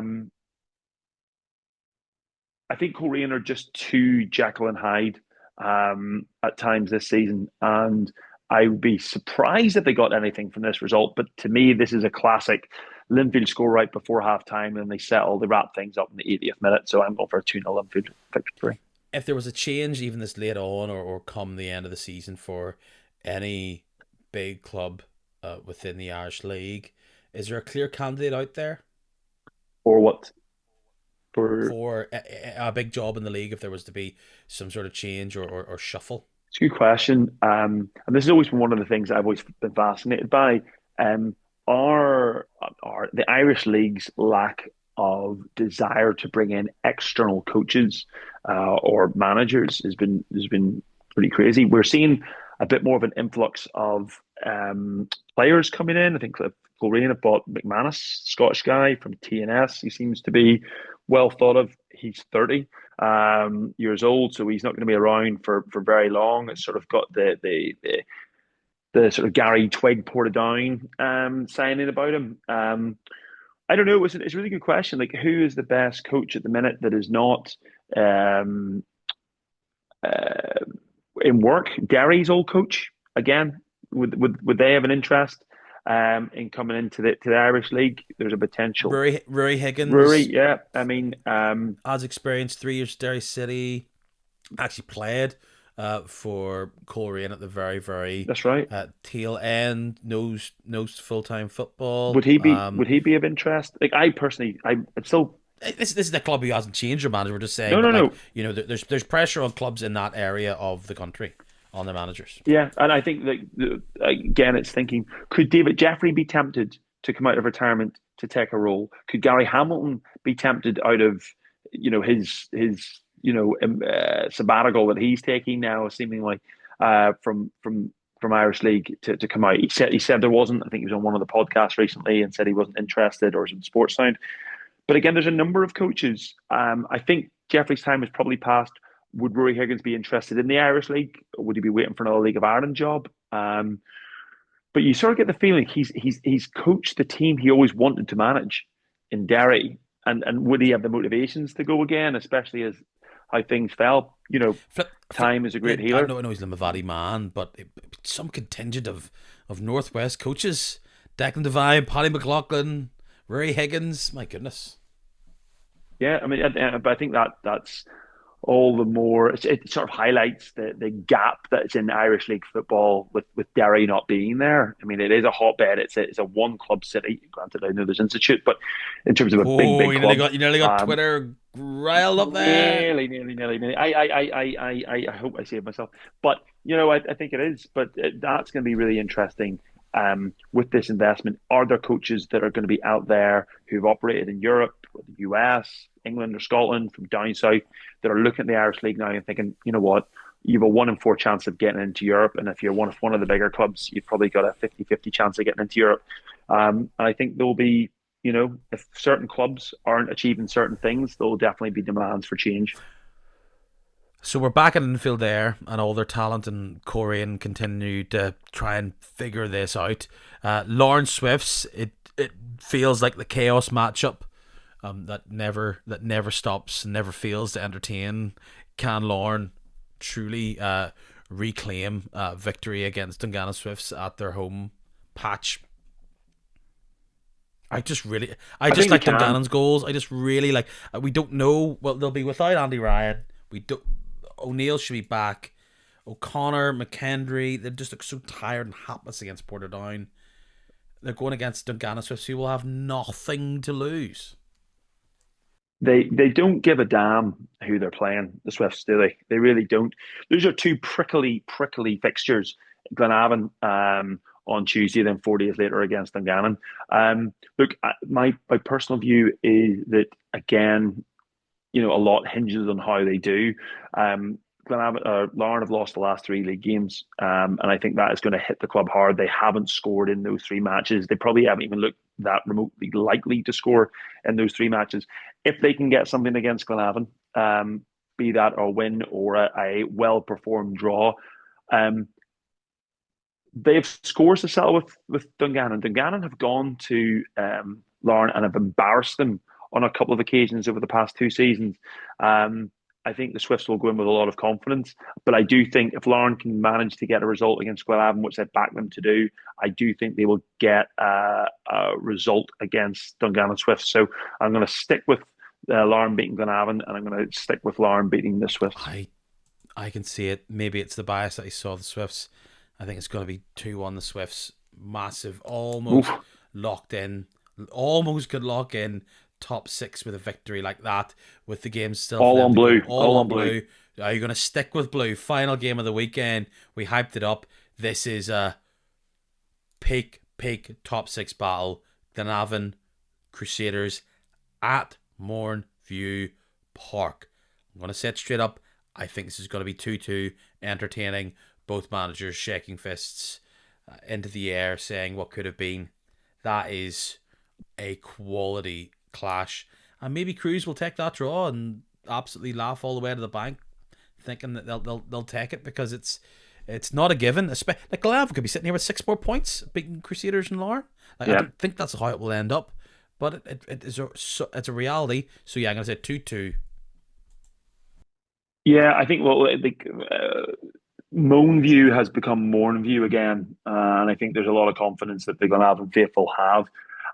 It's always one of those fixtures. Remember when Gary Hamilton and Stephen Baxter was there? It just seems like they just did not like each other, and it just seemed to be one of those real contentious derbies in Irish League football, or rivalries, a bit like Glentoran and Portadown.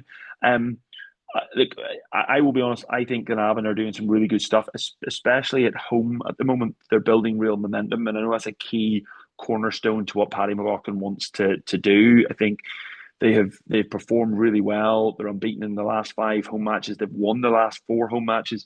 I'm looking at this and thinking, yeah, they'll have a tough game against Larne, but I think they'll go into it with fully confident against Crews, and I think it's going to be a 2-0 victory for Glenavon. Stu, we made it. I almost feel as though you're not allowed to promo your fine self and all the other outings, but you know what? If you're still here at this time, they'll happily sit and hear you get the promo in. So tell them, how can people find them? Because they've just listened through what looks like is the longest kicking match of all time up to this current date. Oh my God. That's I've talked well, about every single team's season. I've also talked about every single team's like previewing them and what could be.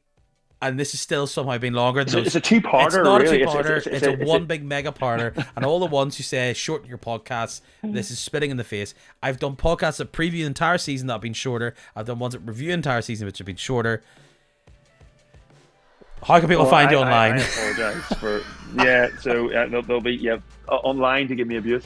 We'll Irish Will 83 on Twitter, but we'll also, I think, with the internationals coming up, there'll be a few pods coming out, hopefully on the spirit of 2016 as well. I wouldn't watch that friendly, to be honest. That one against Switzerland, I would just, I don't know, go to an RC podcast. It's happening live at Pug Uglies. And again, if you've listened to 2 hours almost of this, I think you're a candidate that wants to see this live and see such witty banter and analysis. Get it. It's happening. First time ever, 21st of March, Pug Uglies Centre of Belfast. Tickets are available now, and I feel like I'm going to have to close them at some point because I can't deal where the whole loadie is turning up, paying at the door, because then I don't want to turn any away. So lock it in. Pay it, I think, some years. Stu, it's been a delight. Genuinely. We could talk all day, and I think we've proved it this week. We've tested that. So yeah, if anyone's still listening, thanks for doing so and being with us on this marathon. Until next time, bye. I really don't think there's much else to say. Funny one, late one, big one. If you're sitting waiting for this to come out, the best thing I can recommend is if you go to your podcast player, specifically Spotify, if that's the one you go for, and you can go to the main kicking match page, and if there is a bell, I know all the YouTubers talk about the bell, but the bell is actually kind of good and important, because if you hit it, as well as follow, maybe rate, give me a nice 5 stars if that's what you fancy doing, it will give you a little big notification, a push notification saying the podcast is out. So it's early or it's late. If you've been waiting for me to do it, didn't have to do the swipey thing to try and see if it's come up, it'll let you know for me. So it's all good. Until next time, tally-ho.